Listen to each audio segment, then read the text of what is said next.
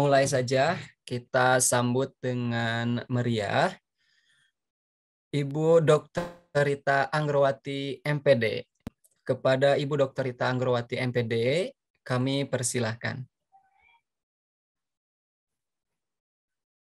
Masya Allah, Alhamdulillah. Alhamdulillah, hatur nuhun Pak Soleh. Sehat Pak? Alhamdulillah, Ibu. Bagaimana Ibu? Sehat? Masya Sehat, Allah. Alhamdulillah. Saya deg-degan ini hari Sabtu ditemani oleh Teh Nono dan Pak Soleh. Masya Allah ya. Masya Teman-teman, Allah. Alhamdulillah. saya boleh tanya ke Bapak Ibu sekalian, apakah lebih nyaman dipanggil Bapak Ibu atau teman-teman? Ingatkan saya ya, karena kadang-kadang saya pakai panggilan teman-teman, karena anak-anak di Sigma Omni, mereka lebih nyaman dipanggil teman-teman. Nanti ingatkan saya Pak Soleh ya, Bapak Ibu gitu kalau misalnya dipanggilnya Bapak Ibu. Alhamdulillah, Nuhun, alhamdulillah, nuhun. alamin. Siap Pak Soleh, saya punya waktu berapa lama ini? Saya akan coba nyalakan timer saya, khawatirnya nanti terlewat ya, terlalu jongjon kalau bahasa Jermannya gitu khawatirnya. Ya, ya, Apakah ya, enam ya. puluh menit cukup Pak Soleh sebelum nanti ada Q&A ya? Begitu ya kali, atau Teh Novia? Enggak, Cukup, saya cukup sepertinya. cukup ya, 60 menit saya Oh. coba nyalakan dulu. Alhamdulillah, hatur nuhun ya Pak Soleh. Bismillahirrahmanirrahim. Bapak Ibu sekalian, terima kasih banyak. Raditu billahi robba, wabil islami dina, wabi muhammadin nabiyya wa rasulah, rabbi sholli sodri, wa yassirli amri, wa hludatan min lisani yafqahu qawli. Alhamdulillahi rabbil alamin. Alhamdulillah, alhamdulillah, alhamdulillah. Pada Sabtu yang berbahagia hari ini, saya bisa bersama-sama membersamai Bapak Ibu sekalian. Mohon diberikan disclaimer gitu ya, kalau saya hadir pada hari ini itu bukan sebagai ahli, tapi kemudian mungkin kebetulan qadarullahnya lebih dulu tahu gitu, sehingga pada saat bulan Juli akhir saya dikontak oleh Teh Novia bahwa Bapak Ketua Yayasan Ustadz Agung meminta saya untuk menyampaikan materi ini. Saya coba beranikan diri teman-teman, Bapak-Bapak Ibu sekalian.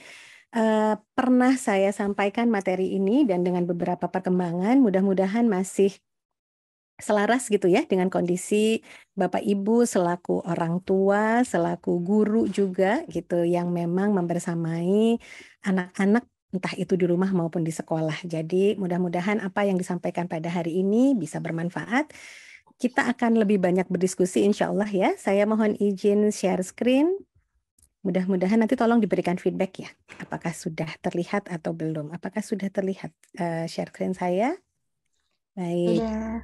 Ya, kalau dari judulnya tadi Teaching by Heart How NLP Can Assist You gitu ya kata Pak Soleh. Jadi bagaimana sih sebetulnya NLP bisa membantu para orang tua ataupun juga para guru untuk bisa membersamai anak-anak.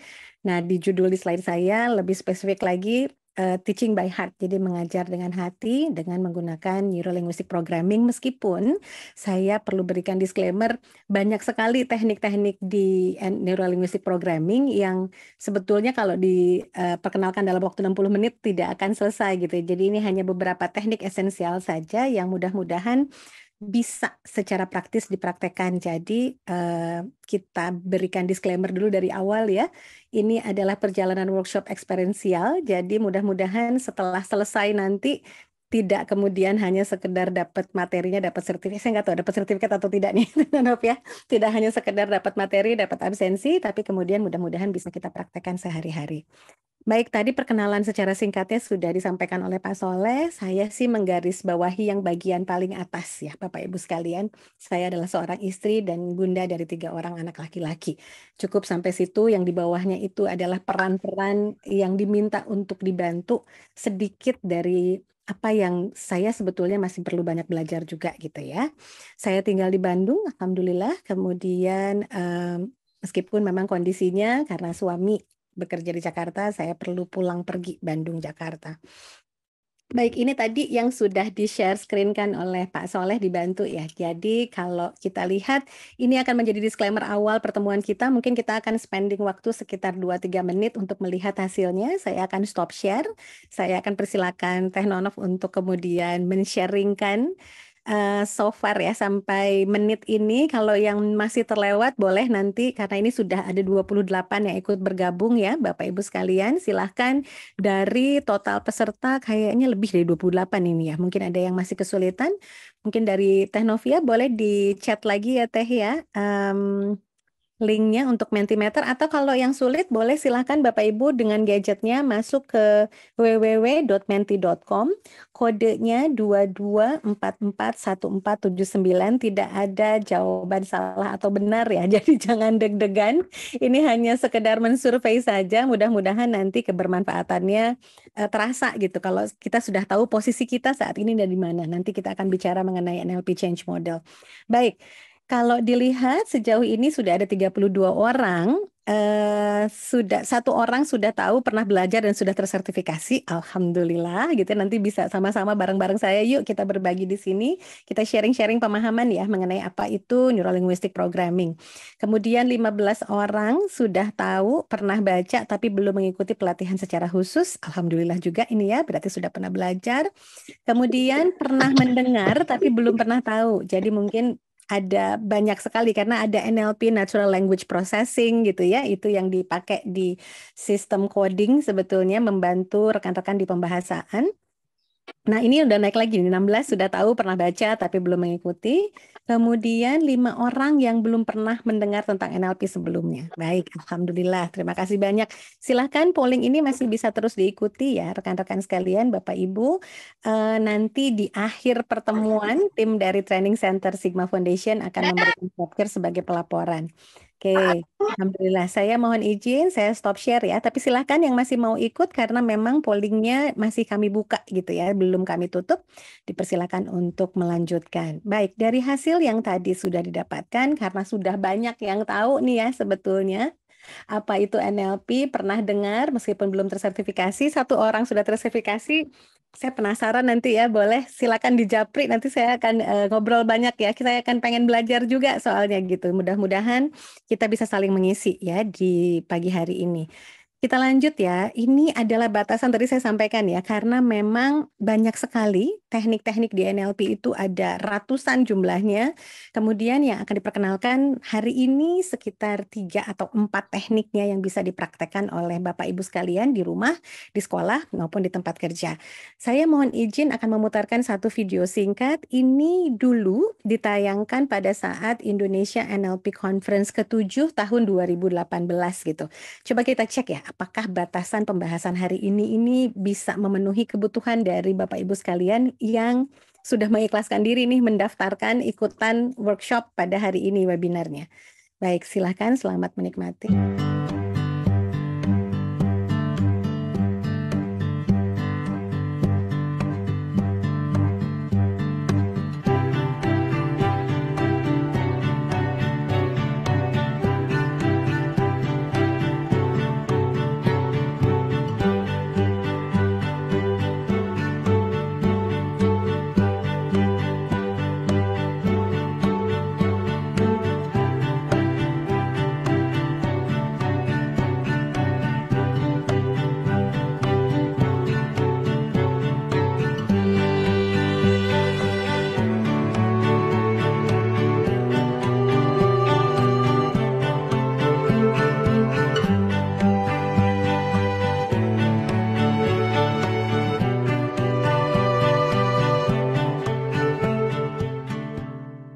Ya, itu yang jadi bahasan di bulan November tahun 2017 ya. Saya salah tadi nyebutin tahunnya ya.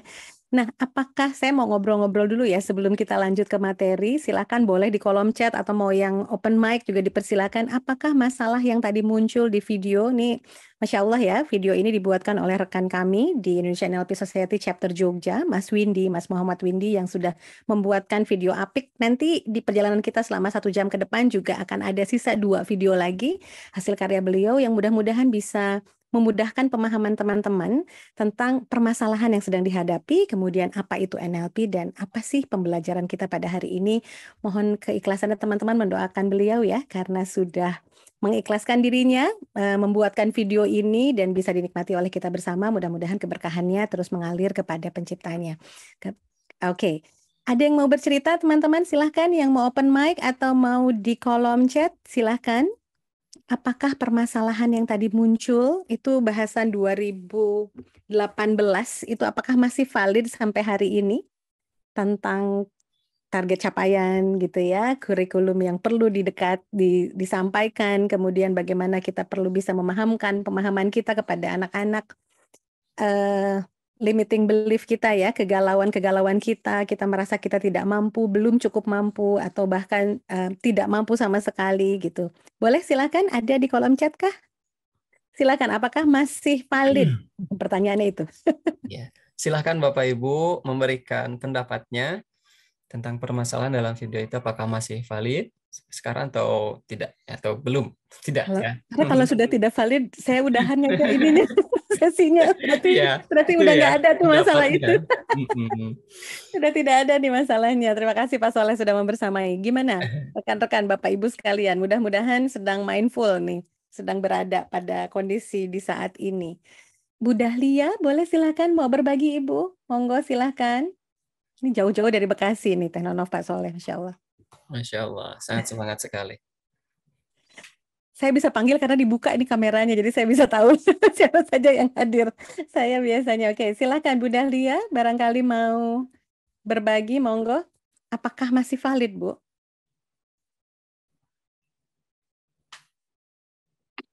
Boleh silakan di-unmute, Bu. Nah, itu masih di-mute soalnya.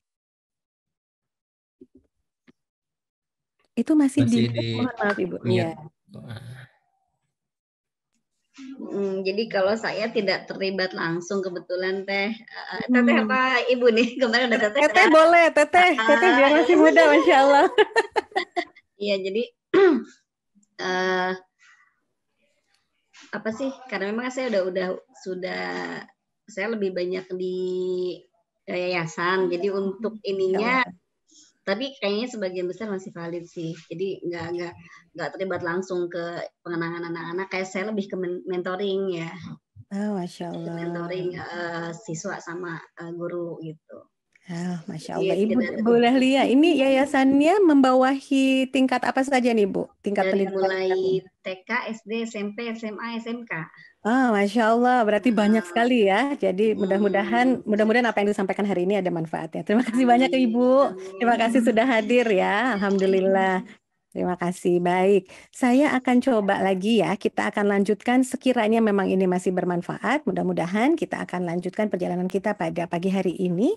Jadi tadi ya, setelah mengikuti workshop ini, mudah-mudahan karena ini target capaian yang diinginkan begitu ya. Jadi nanti Bapak Ibu sekalian, teman-teman bisa mengenal apa itu sih sebetulnya Neuro-Linguistic Programming. Meskipun tadi sebagian besar sih sudah pernah dengar gitu ya, Tananof ya, sudah pernah tahu meskipun belum pernah belajar secara formal atau hanya sekedar baca atau sertifikasi. Tapi minimal tadi karena ada nih, kita kan tidak hanya berfokus kepada majoritas gitu ya.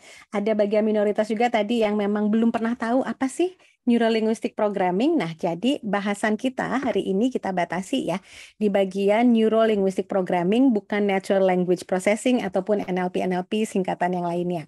Kemudian yang kedua, mengetahui gambaran umum hubungan antara NLP dan limiting belief. Apa itu limiting belief juga nanti kita akan bahas, yang biasanya menghambat diri kita sehingga membuat diri kita tidak berdaya. Kemudian yang ketiga, mempraktekkan, mudah-mudahan ya di akhir nanti Bapak Ibu sekalian bisa mempraktekkan teknik reframing dalam NLP untuk membantu proses mendampingi siswa atau anak, karena ini tadi konteksnya ya, ada yang memang menjadi guru, ada yang tadi di yayasan gitu ya Ibu Dahlia gitu, atau mungkin tadi saya sempat lihat ada yang dosen juga gitu mahasiswanya, atau mungkin putra-putrinya yang memang dibersamai di rumah gitu. Kita baru melewati masa pandemi dan kemudian masih ada nih beberapa yang melanjutkan sehingga anak-anaknya di homeschoolingkan. Jadi mudah-mudahan apa yang kita bahas pada hari ini bisa bermanfaat. Di sebelah kiri bisa terlihat beberapa referensi buku yang memang saya gunakan, ditambah ada nanti satu dari Dynamic Learning-nya Robert Dilts yang menjadi pegangan saya. Jadi sesuai dengan adabnya, tentu saja saya tidak akan bilang bahwa ilmu yang saya sampaikan ini datang sendiri ya. Insya Allah ilmu ini dapat mensarikan dari pemahaman saya, sehingga ruang diskusi akan sangat terbuka ketika nanti ada pemahaman-pemahaman yang berbeda, mudah-mudahan bisa memperkaya justru pemahaman kita yang baru. Kita lanjut ya Bapak Ibu sekalian. Nah, kalau secara singkat, ini saya sampaikan dulu singkatnya ya. NLP itu adalah sebuah pendekatan psikologis praktis berbasis pemrosesan bahasa dan pikiran, komunikasi, pengembangan pribadi, dan psikoterapi. Jadi ada berbagai banyak cabang ilmu yang digabungkan yang bisa menggunakan NLP ini sendiri. ditemukannya oleh siapa? Oleh Richard Bandler dan John Grinder. Mereka berdua ini sebetulnya bukan psikolog, tapi kemudian mereka melakukan satu proses yang nanti akan menjadi cikal bakal NLP itu kekhasannya adalah memodel. Jadi beliau berdua itu mencatat dan merekam serta mencoba mempraktekkan, memodel gitu ya, terapis ternama di Amerika pada tahun 70-an sehingga kemudian merangkumkannya menjadi teknik-teknik yang sampai hari ini masih bisa kita nikmati bersama-sama. Kalau secara bahasa, NLP itu terbagi menjadi 3 bahasa, neuro, yaitu sistem saraf, tempat di mana sebetulnya seluruh pengalaman kita itu diproses melalui kelima panca indera kita. Jadi ada kalau di NLP bahasanya ada visual, auditory, kinestetik, olfaktori sama gustatory gitu ya, olfaktori sama gustatory. Tapi biasanya olfaktori sama gustatory yaitu pencecapan dan kulit ya, perasa itu kemudian dimasukkan kepada kinestetik. Jadi VAK biasa kita singkatnya. Jadi apa yang kita lihat, apa yang kita dengar, apa yang kita rasa. Kemudian L-nya itu adalah linguistik, sistem komunikasi verbal dan non-verbal, yang tentu saja ini codingannya adalah bahasa gitu ya kalau linguistik. Kemudian nanti pengalaman yang tadi sudah kita rekam di neuro, itu kemudian dikode, diatur, dan diberikan makna. Itu linguistik. Programming tentu saja kalau ada programmer yang hadir pada pagi hari ini gitu ya. Bagaimana kemudian hal-hal yang tadi ada di pikiran, pembahasan kita itu diprogram, dikenali, didayagunakan supaya nanti di sistem otak kita, syaraf kita gitu ya, diprogram supaya lebih bisa memberdayakan untuk pencapaian tujuan. Ini singkatnya. Kemudian NLP yang kedua tadi sudah saya sempat sampaikan, Richard Bandler dan John Grinder itu melakukan proses pemodelan. Mereka meniru, memodel, mencontoh. Kenapa? Karena kalau kata Abraham Maslow, mudah-mudahan sudah pernah mendengar nama Abraham Maslow ya. Saya pernah diskusi panjang lebar mengenai ini dengan Teh Nonov tentang hierarki kebutuhan manusia gitu ya. Bagaimana sih pemenuhannya gitu ya. Karena ada yang kita sebut sebagai hierarki Maslow. Mungkin rekan-rekan Bapak Ibu sekalian sudah pernah mendengar. Maslow bilang bahwa kalau kita ingin menjawab pertanyaan seberapa tinggi manusia bisa tumbuh, tentu saja kita perlu melihat mereka yang tumbuhnya tinggi, dan kemudian mempelajari apa yang sudah mereka lakukan, apa yang mereka makan, nutrisinya, olahraganya, bagaimana bisa membuat mereka growing. Keturunannya, bapak ibunya, kita akan belajar dari mereka. Kemudian kalau kita ingin belajar atau mengetahui seberapa cepat manusia bisa berlari, kita nggak mungkin nih cuman mengukur kecepatan lari orang rata-rata. Karena kan kita pengen tahu berapa yang tercepat, sehingga yang akan kita list adalah orang yang memang tercepat larinya gitu, entah pemenang medali emas gitu ya. Dan kemudian nanti kita bisa cek caranya mereka berlatih itu seperti apa, kok bisa larinya secepat itu. Gitu ya teman-teman ya. Kemudian yang terakhir, kalau kita ingin mengetahui seberapa tinggi kemungkinan seseorang itu bisa bertumbuh secara spiritualnya, nilainya atau moralnya, maka tentu saja kita perlu mempelajari orang-orang yang paling bermoral, etis dan sehat. Intinya, kita perlu memodel kepada expertnya, kepada ahlinya. Ini Masya Allah saya kaget, ada teman saya dari Medan jauh-jauh. Terima kasih banyak. Oke, Kak Munte terima kasih ya, Kak Lesi. Nah, alhamdulillahnya kalau misalnya sekarang kita mau belajar memodel, tentu saja ada tekniknya gitu. Tapi nanti tekniknya seperti apa, kita akan coba cek. Ini pemahaman secara satu slide singkat. Nah, secara singkatnya, rekan saya sama guru di Indonesia NLP Society, alhamdulillahnya pernah menuliskan mengenai pengertian NLP, ini kemudian oleh Mas Windy lagi disajikan dalam bentuk video singkat.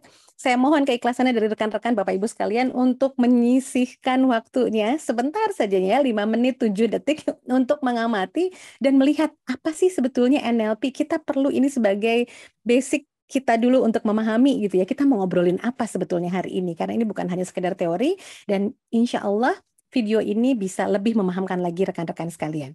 Silahkan disimak.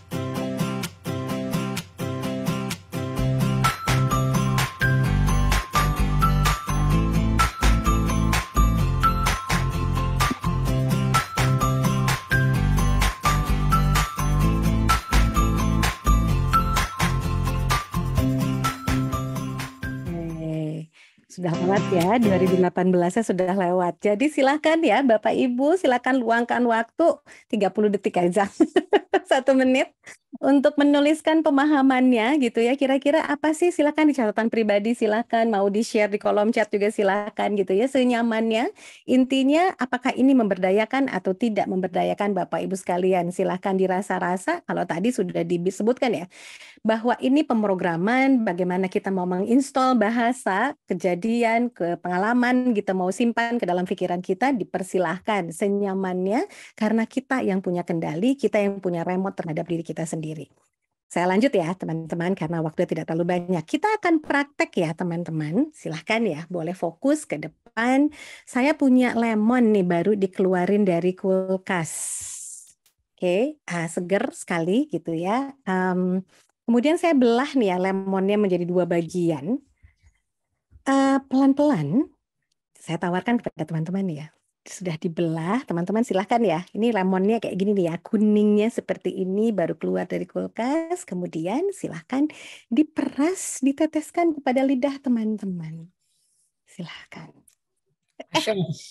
Asam katanya Pak Soleh. Siap. Ini Kak Leosi nih dari Medan. Kenapa langsung geleng-geleng? Saya penasaran karena di on cam jadi saya bisa lihat gitu. Apa yang kerasa? Kenapa geleng-geleng? Yang off cam boleh ya, silakan di kolom chat. Oke. Ini ada Mbak Langsung Muti kerasa, Teh. kecut, langsung kerasa. Kerasanya kayak apa? Ya, di lidah itu seperti udah asam sendiri. Padahal kita nggak makan apanya lemonnya. Oke, di lidahnya kerasa asam. Pak Soleh juga bilang Ya. asam. Ini ada Ibu Regina bilang asam juga. Mbak Muti bilang asam. Saya mau tanya, lemonnya ada nggak? Nggak ada Lemonnya ya. ada nggak? Nggak ada. Oke, Nggak ada. ya Jadi kita lagi nggak ngomongin udah infus. kena brainwash sepertinya gitu. Aduh, brainwash, Masya Allah. Mudah-mudahan saya dijauhkan dari brainwash. Satu lagi ya, teman-teman boleh disimak sebentar ya. Oke.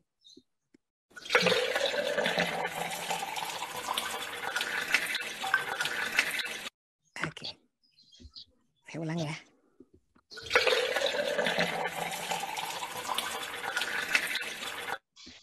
Nonof ketawa-ketawa aja. Kenapa Teh Nonof ketawa? Oke, silakan, boleh. Tadi Teh Susi bilang asam dan dingin, air liurnya langsung berproduksi tentang lemon. Yang barusan suara apa? Silakan. Kenapa Teh Nonof ketawa?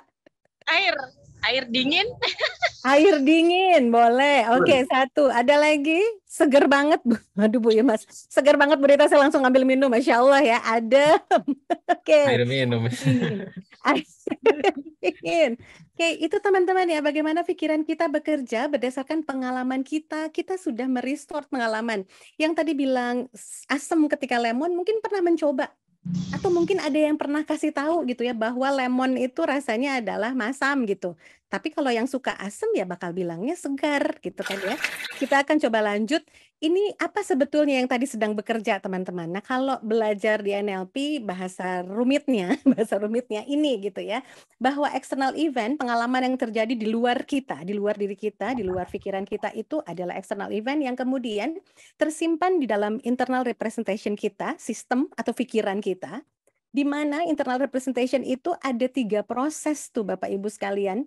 Prosesnya ada distorsi, ada generalisasi, ada delesi. Kita memilih, kita yang memilih apa yang kita simpan dalam pikiran. Sehingga teman-teman, Bapak Ibu sekalian, yang perlu kita pahami, tidak semua yang tersimpan dalam pikiran kita itu adalah keseluruhan kejadiannya. Contohnya ya, saya mau tanya nih bagian yang distorsi dulu. Pak Soleh tadi pagi, Pak Soleh ngapain aja sebelum masuk ke ruangan Zoom? Sebelum masuk ke ruangan Zoom, makan, mandi, pakai apa ini namanya, minyak rambut, mandi. Oke. Makan, mandi, pakai minyak rambut gitu ya, pakai kacamata gitu ya. Iya. Nah, oke. Ada lagi Pak, ada yang kelewat nggak? Ada yang kelewat. Ya bangun pagi, sholat. Nah itu ya, makin diingat lagi, itu teman-teman itu yang namanya delesi ya. Kalau tadi ada DDG, ada distorsi, ada generalisasi, ada delesi, kita coba, kita menyimpan yang penting-penting aja. Tadi makan, mandi gitu ya, berpakaian, kemudian pakai minyak rambut, masuklah ke ruangan Zoom. Itu yang ingin disimpan sama Pak Soleh. Padahal sebetulnya dari seluruh kejadian itu kan banyak sekali ya, dari mulai melek ya Pak ya. ketika melek mungkin baca doa dulu gitu kan ya, kemudian ambil wudhu, jalan. Kalau mau diceritain Maya, hidup itu panjang sekali gitu kayaknya teh. Makanya sebetulnya ya tidak mengapa kita ada delesi, tidak mengapa kita ada distorsi, tidak mengapa ada generalisasi. Kenapa? Karena memang itu yang fitrahnya terjadi. Tapi itu juga perlu kita pahami bahwa kadang-kadang kita merasa bahwa apa yang kita yakini di pikiran itu sudah 100% kebenarannya. Padahal mungkin prosesnya sudah banyak tadi ya. Ada generalisasi, satu orang menyakiti kita, kemudian kita bilang orang dari suku tertentu nih ya. Jadi gabung langsung kalau tentang masalah suku itu distorsi iya, generalisasi juga jadi iya gitu. Oh, jangan gaul sama orang dari sana lah, soalnya suka banyak bohongnya. Padahal yang bohong ke kita itu satu orang. Tapi kita membuat satu generalisasi, kita mendistort gitu ya. Seolah-olah bahwa itu memang suatu kebenarannya, kita pahami. Nah itu teman-teman sudah lewat situ, pengaruhnya kemana lagi? Dari pikiran kita punya fisiologis nih ya, gerakan badan. Makanya kenapa kalau guru zaman dulu suka selalu bilang sama kita kalau belajar jangan tangannya nanggei gado gitu ya. Apa nanggei gado? Jangan berpangku tangan gitu. Kenapa? Coba dirasakan sama teman-teman kalau badan kita begini, apa yang kita rasakan? Sedang belajar. Lagi kelas nih kayak sekarang gitu ya. Tangannya begini, boleh dong dipraktekkan rasanya gimana? Apalagi mukanya begini gitu. Lebih posisi nyaman sih sebenarnya. Oke, posisi nyaman. Tapi materinya masuk nggak masalah. Kayak lagi nonton rebahan gitu. Ya dari nonton gitu ya. Jadi teman-teman, pikiran dan fisiologis kita itu nantinya akan membangkitkan sebuah rasa. Gitu ya, dia menghasilkan rasa tuh. Dan rasa itu nantinya yang akan membentuk perilaku kita. Apakah perilaku kita mau rajin, apakah mau malas, itu yang kita programkan. Singkatnya sih ada di bawah ya. Jadi pikiran, gerakan itu nanti akan mempengaruhi perasaan yang nantinya akan mempengaruhi tindakan. Tentu saja itu akan menjadi sebuah hasil kalau dilakukan secara terus-menerus. Bahkan kalau berulang-ulang akan jadi suatu habit ya.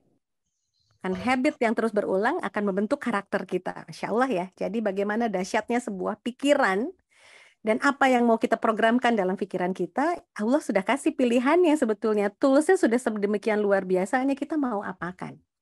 Oke, lanjut ya. Ini materi NLP ini kalau belajar langsung Human Model of the World aja nggak cukup 2 jam sebenarnya ya. Oke, kita akan lanjut. Teman-teman, jadi bahasan kita tentang belief sekarang gitu. Tadi di video ya, ada batasan. Belief itu apa? Jadi kalau kata Oxford Dictionary, belief itu an acceptance that a statement is true or that something exists. Ini penerimaan belief itu ya. Percaya bahwa sebuah kalimat, sesuatu statement, declaration gitu ya, itu tuh sudah betul. Atau dia memang ada. Kemudian trust, faith, keyakinan, keimanan, itu belief ya. Jadi kalau bahasa Indonesianya singkatnya sih sebetulnya belief adalah kata benda dari belief. Belief kata kerja ya, percaya. Sehingga belief itu adalah kepercayaan, sesuatu yang kita imani, sesuatu yang kita percayai. Nah, kalau yang kita imani, yang kita percayai, gitu ya, tentang diri kita sendirinya memberdayakan, alhamdulillah.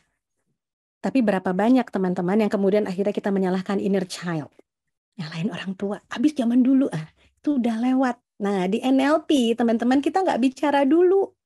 Kita tarik kepada kesadaran bahwa kita hidup di hari ini, pengalaman di masa lalu mau kita apakan. Nanti kita akan masuk ke materi reframing. Mau kita bingkai ulang nggak maknanya? Gitu ya teman-teman ya.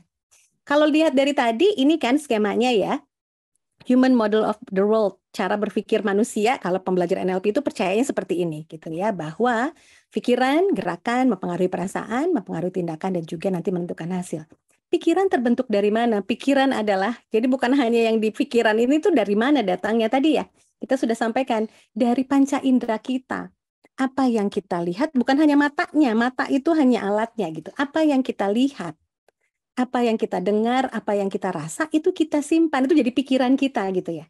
Nah kemudian mau dibagaimanakan, karena ini teman-teman, belief system, nih ya, sistem belief kita, ada yang terbentuk dari ide-ide, jadi belief, thoughts, ideas gitu, jadi ada pikiran kita membentuk ide. Feeling state, perasaan kita juga membentuk belief kita sendiri gitu, soalnya nggak nyaman. Jadi saya percaya ini tidak baik buat saya, soalnya rasanya tidak nyaman gitu ya teman-teman ya. Kemudian action behavior, berdasarkan perilaku yang kita lakukan itu jadi belief juga. Saya pernah melakukan apa, hasilnya apa. Sehingga saya percaya bahwa kalau saya melakukan ini, akan menjadi ini, itu belief ya. Kemudian outcome result, dari hasil yang sudah pernah kita peroleh, Kita jadi belief apa? Kita jadi punya kepercayaan apa terhadap suatu hal. Dan ini mata rantainya tidak putus.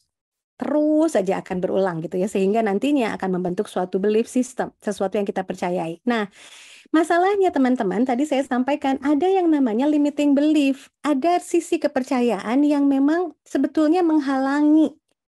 Karena mungkin dia hadir dari pengalaman yang menyakitkan. Mungkin dia hadir dari kesimpulan atas interpretasi-interpretasi, atas generalisasi kita gitu ya.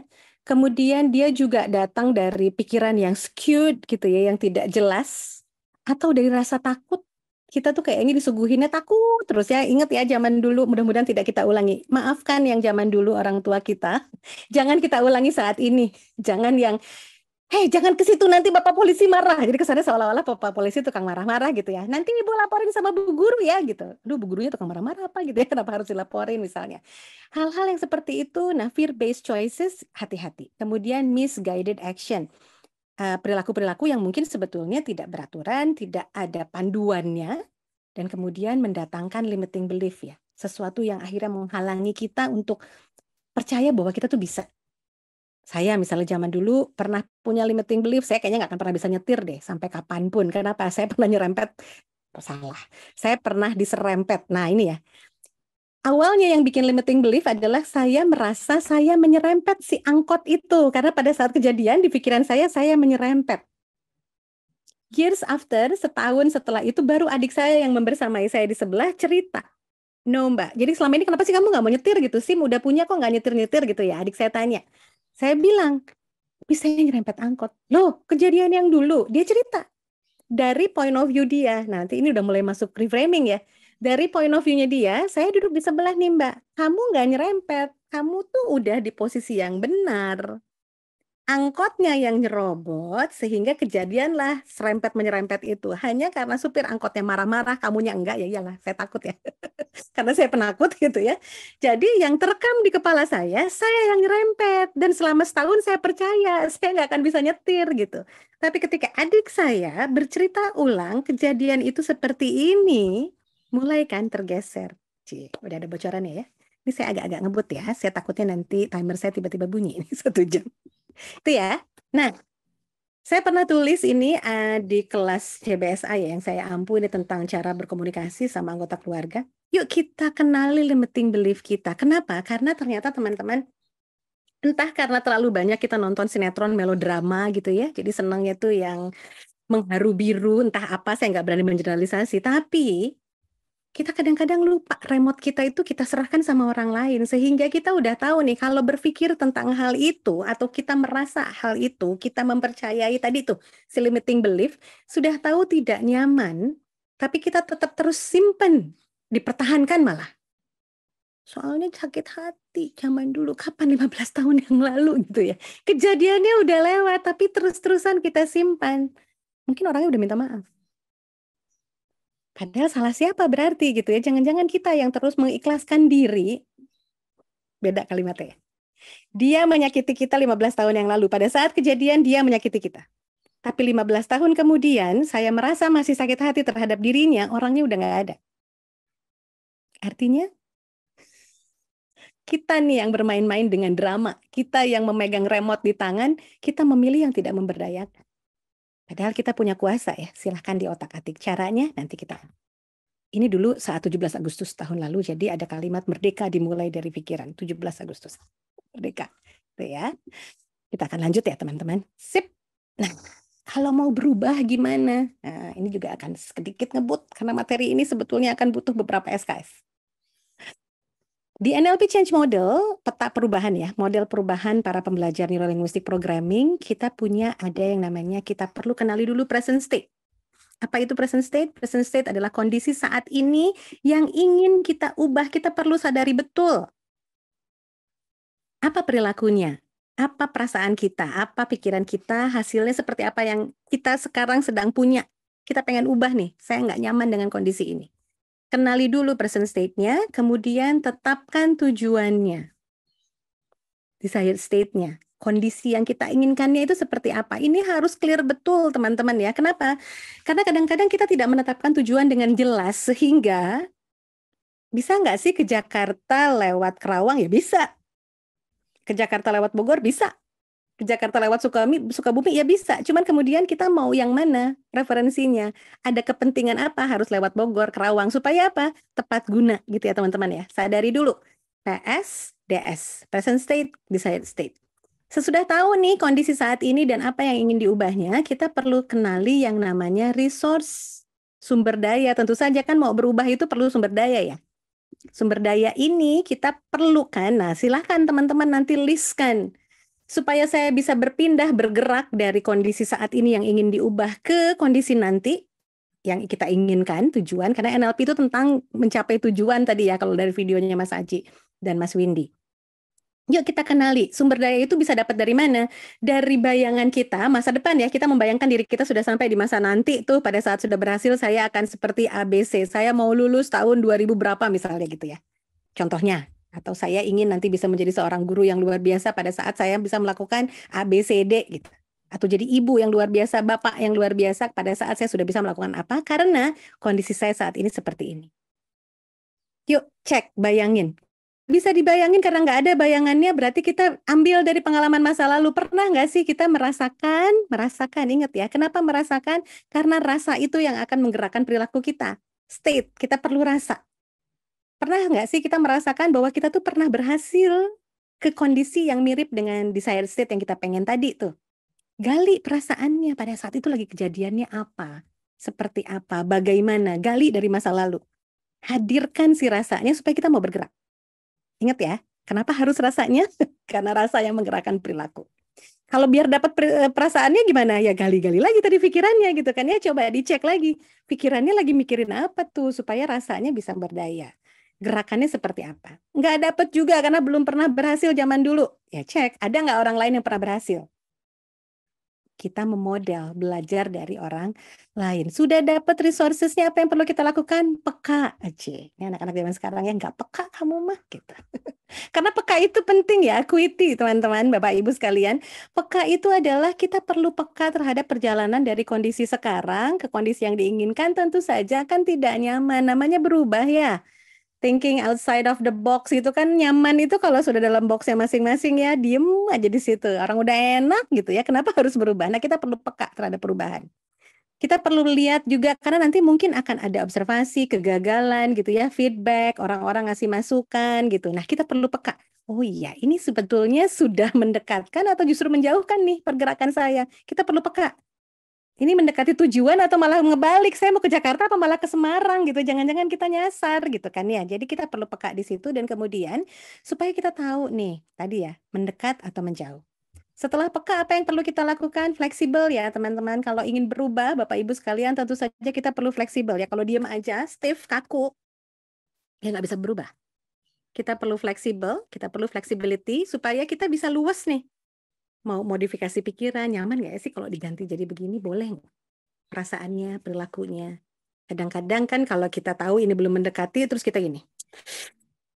Udah capek. Nah itu artinya belum fleksibel ya. Balik lagi aja lah ke tempat zona nyaman tadi. Nah, fleksibel atau belumnya dicek. Udah dapat kepekaannya, sudah dapat fleksibilitinya, apa yang perlu kita lakukan? Terakhir teman-teman, ekologi. Cek keselarasannya. Kira-kira gimana? Pastikan bahwa semua elemen perubahan dari mulai tadi ya, outcome-nya, tujuan akhir, resource-nya, sumber dayanya itu selaras yang kita yakini. Kita punya agama, kita punya nilai budaya, kita punya nilai-nilai yang berlaku, misalnya peraturan, kebijakan gitu ya. Cek selaras atau tidak. Ingin punya banyak uang, banyak sekali uang gitu ya. Tapi kemudian caranya ada. Peka nih, fleksibel. Korupsi. Kan nggak selaras. Nah, biasanya sih orang-orang yang pintar yang melakukan hal-hal itu biasanya hilangnya di bagian ekologi tuh. Karena disabotase. Dia tahu itu tidak benar. Makanya nggak selaras hidupnya. Gitu ya. Akhirnya dapat tercapai tujuannya, uangnya triliunan, miliaran gitu, tapi dapat dari mana kita nggak tahu. Ya. Kalau yang lurus kan alhamdulillah. Ngebut lagi. Oke. Di NLP ada yang namanya presuposisi atau asumsi cara berpikir. Nah, kita akan mulai kalau mau mengotak-atik, kalau kita mau mengubah-ubah, ingat ya teman-teman, peta itu bukan wilayah. Sama seperti kalau datang ke restoran, menu itu bukan makanan yang sebenarnya. Gitu ya maksudnya peta bukan wilayah. Saya bilang, saya mau main ke Bekasi gitu. Kata Bu Dahlia, nanti main ya Teh ke tempat saya di Bekasi misalnya gitu. Oh iya, saya tuh pede banget ya Bekasi. Nyampe Bekasi saya nggak tahu, emang Bekasi kayak titik doang di peta gitu ya. Kalau di peta itu di Bekasi cuma satu titik. Tapi kalau udah nyampe ke Bekasinya kan luasnya juga luas banget. Nah, Bekasinya di mana? Nah, kata Robert Dilts, salah satu sumber paling ampuh untuk memperkaya peta diri kita itu adalah bagaimana kita bisa melihat. Ingat ya, dimulai dari mengenali peta kita kenali juga petanya orang lain itu apa. Supaya kita paham, harus diperjelas Bekasinya di mana Bu gitu ya, saya naik apa nih gitu. Dari stasiun saya pede aja turun dari stasiun Bekasi, padahal ternyata Bekasinya udah deket yang mana gitu ya. Bekasi itu kan luas gitu. Kemudian asumsi yang selanjutnya adalah setiap orang bekerja dengan sempurna, ini perlu kita amati. Kita perlu hargai. Semua orang itu runs perfectly based on they believe. Kita merasa kita sudah sempurna dengan cara pikir kita, orang lain juga sama. Jadi kita perlu memahami itu. Bahwa semua tindakan memiliki tujuan dan semua selalu ada maksud baiknya. Maling, coba dicek maksud baiknya apa, ingin memperkaya diri supaya anaknya tidak kelaparan, misalnya gitu ya. Kita cek di bagian situnya, bukan untuk dimaklumi, kita cek lagi, oh nggak ekologis nih hidupnya. Dia punya maksud baik tapi tidak ekologis hidupnya. Nah, teman-teman, karena tadi saya sudah senggol-senggol mengenai reframing, reframing itu adalah membingkai pikiran, bagaimana kita membingkai pikiran kita sendiri yang tadinya mungkin berkeliaran, kita simpan, kita store, memberdayakan atau tidak. Kita cek ya, teman-teman. Reframing adalah seni membingkai ulang sebuah keyakinan, tadi limiting belief yang kita punya, coba kita bongkar. Asumsinya setiap perilaku ada maksud positif, jadi kalaupun tadi saya takut, maksud positifnya apa? Saya takut nyetir, kenali gitu ya. Oh, karena takut nyerempet lagi, jadi saya akan berhati-hati. Semua perilaku bermanfaat pada konteks tertentu. Untuk menyetir menjadi saya perlu persiapan gitu ya. Setiap mau nyetir saya pastikan bahwa SIM saya bawa, kondisi mobilnya sehat gitu ya. Saya kenali jalannya, biasanya sih saya nyalain dulu Waze-nya, saya lihat. Tapi bukan langsung nyala terus jalan, enggak. Saya lihat dari Waze-nya itu ada alternatif route 1, 2, 3 gitu. Tenonov yang biasa kontak sama saya tahu ya, gimana saya milih jalan. Biasanya keceleknya sama kereta kalau lagi melintas gitu. Kemudian manusia mengambil keputusan terbaik berdasarkan pilihan yang tersedia. Ini perlu kita pahami. This is the best that we can do in the worst situation misalnya. Ini hal terbaik yang bisa kita ambil di kondisi yang terburuk. Kita perlu hargai itu. Dan kemudian teman-teman, ternyata orang yang paling fleksibel lah yang bisa mengendalikan sistem. Karena kalau yang kaku, ya susah ya. Jadi reframing itu ngapain? Nah, teman, ada dua nih, konteks reframing, ada content reframing. Untuk konteks reframing ini biasanya akan berfokus kepada konteksnya dalam satu kondisi. Ada belief apa, misalnya dia tuh orangnya terlalu begini deh. Kakaknya lebih oke, adiknya angkatan yang sekarang itu lebih oke loh. Gitu. Misal gitu ya. Gimana cara kita mereframe ulangnya? Kita cari dalam konteks. Kalaupun memang ada tadi lebih maju, lebih baik, lebih jelek, lebih buruk, cek kira-kira dalam konteks apa ya dia bisa menjadi bermanfaat. Cari konteksnya. Contohnya di sini, siswa saya terlalu keras kepala, nggak bisa dibilangin, saya kasih nasihat kok nggak bisa aja.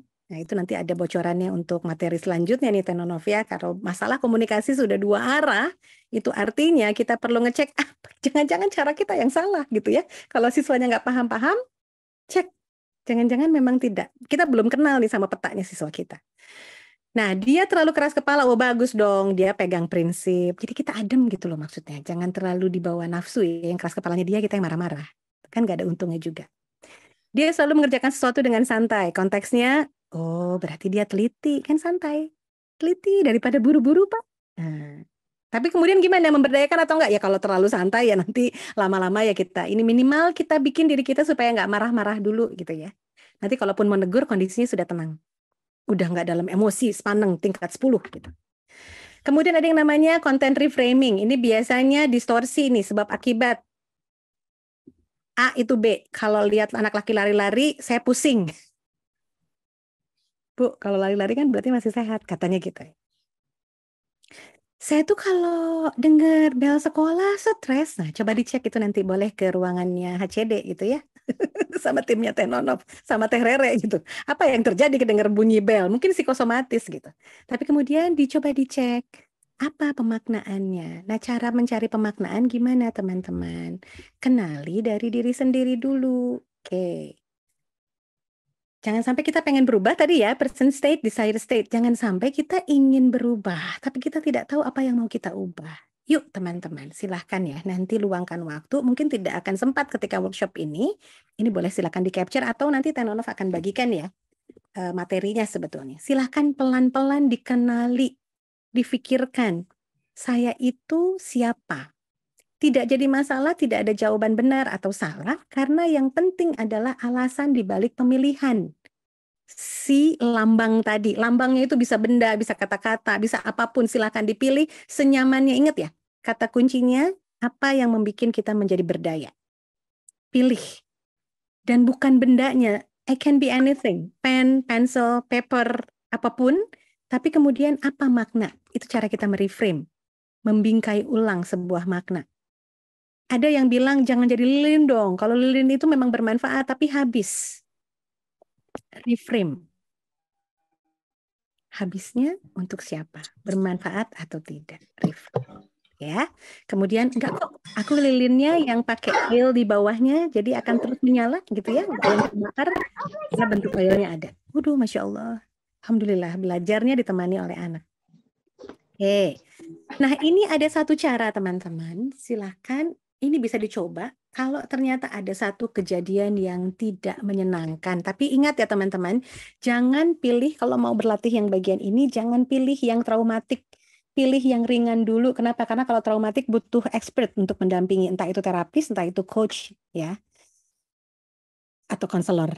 Jangan yang traumatis dulu, yang ringan aja sih. Ada masalah apa sih di kelas, di rumah, di sekolah, di lingkungan tempat kita bekerja yang ini tuh simple tapi kok ganggu gitu. Nah, cara mereframe, mengotak-ngatik ini bisa juga pakai yang namanya edit submodalitas. Ini nama teknik lagi. Teknik NLP-nya namanya edit submodalitas. Ini ya caranya. Kita bingkai ulang maknanya. Tadi kan dapat maknanya seperti apa, konteksnya seperti apa, tapi kemudian kalau maknanya udah dapat nih Teh, tapi udah kerasa terus setiap ingat itu jadinya kebayang terus, yuk boleh diedit. Ya, diedit submodalitasnya, diedit, dibikin nyaman. Bayangkan kita sedang lihat gambar film di kepala kita tentang kejadian itu. Kemudian stop di tempat yang intinya tadi yang mengganggu kita tuh yang mana. Lihat, kita ada di situ. Kalau gambarnya lagi kitanya udah tua, berarti mudain. Coba ganti aja gambarnya ya. Kalau kitanya masih kecil, karena ini ternyata pengalaman dengan orang tua zaman dulu dimarah-marahin, ya coba ditambahin usianya. Kalau saya udah jadi lebih tua, seperti apa sih kondisinya? Tapi filmnya berhenti dulu. Terus tambahin tuh si kenangan yang tadi, kasih bingkai. Misal ya, oke, saya mau stop share, saya mau lihat respon teman-teman ya.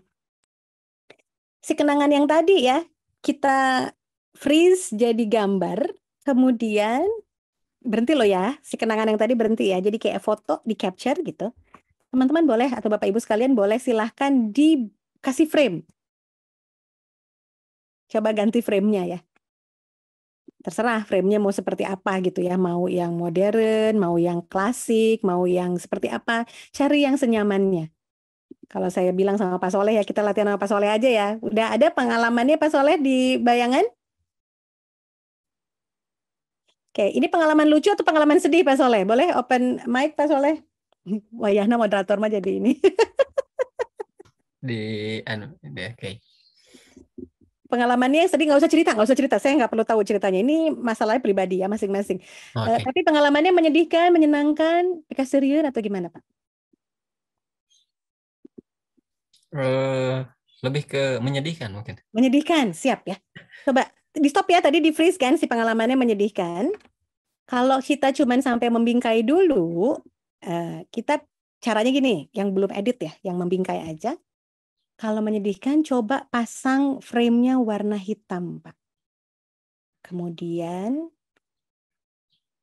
warnanya lebih sedih. Tambah sedih nggak Pak rasanya? Ya. Tambah sedih. Oke, coba kita gambar yang tadi ya, gambarnya tetap sama, tapi coba kemudian sekarang ganti frame-nya sama Pak Soleh, dikasih frame-nya. Pak Soleh senengnya apa? Biasa suka ketawa kalau ngelihat frame yang kayak apa? Polka dot kah? Pink atau gimana? Biru mungkin ya. Coba, oh biru ya. Ternyata kalau dipasang warna biru rasanya jadi gimana, Pak?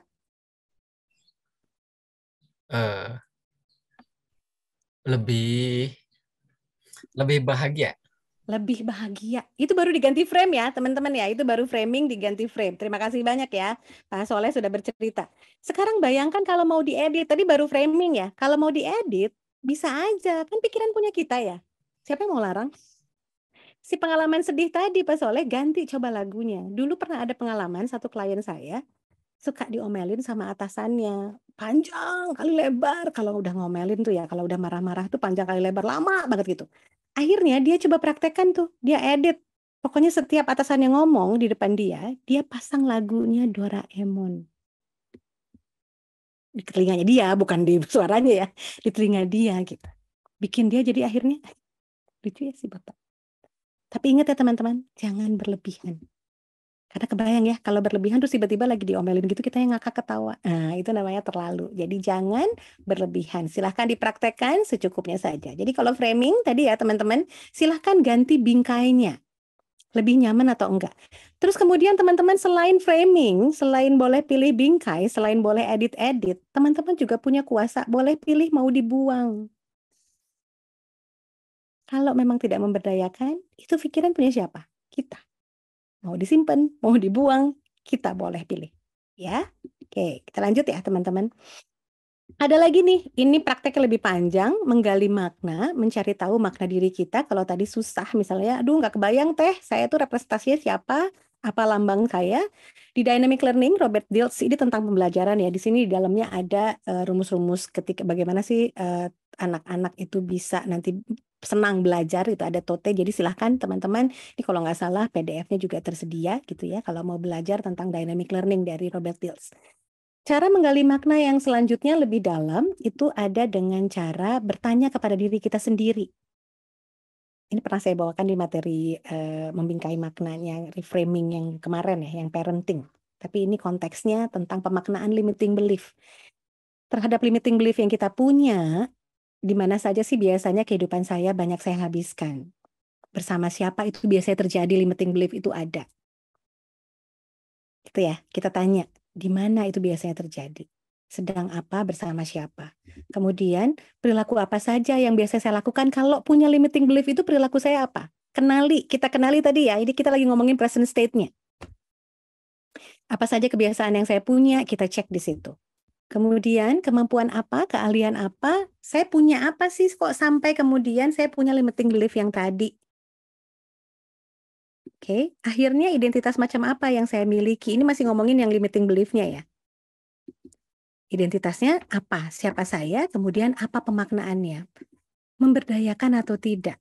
Kalau saya punya limiting belief yang barusan saya simpan, dengan tujuan Allah kirim saya ke muka bumi itu selaras atau enggak? Nah, kalau enggak selaras teman-teman, boleh putar balik.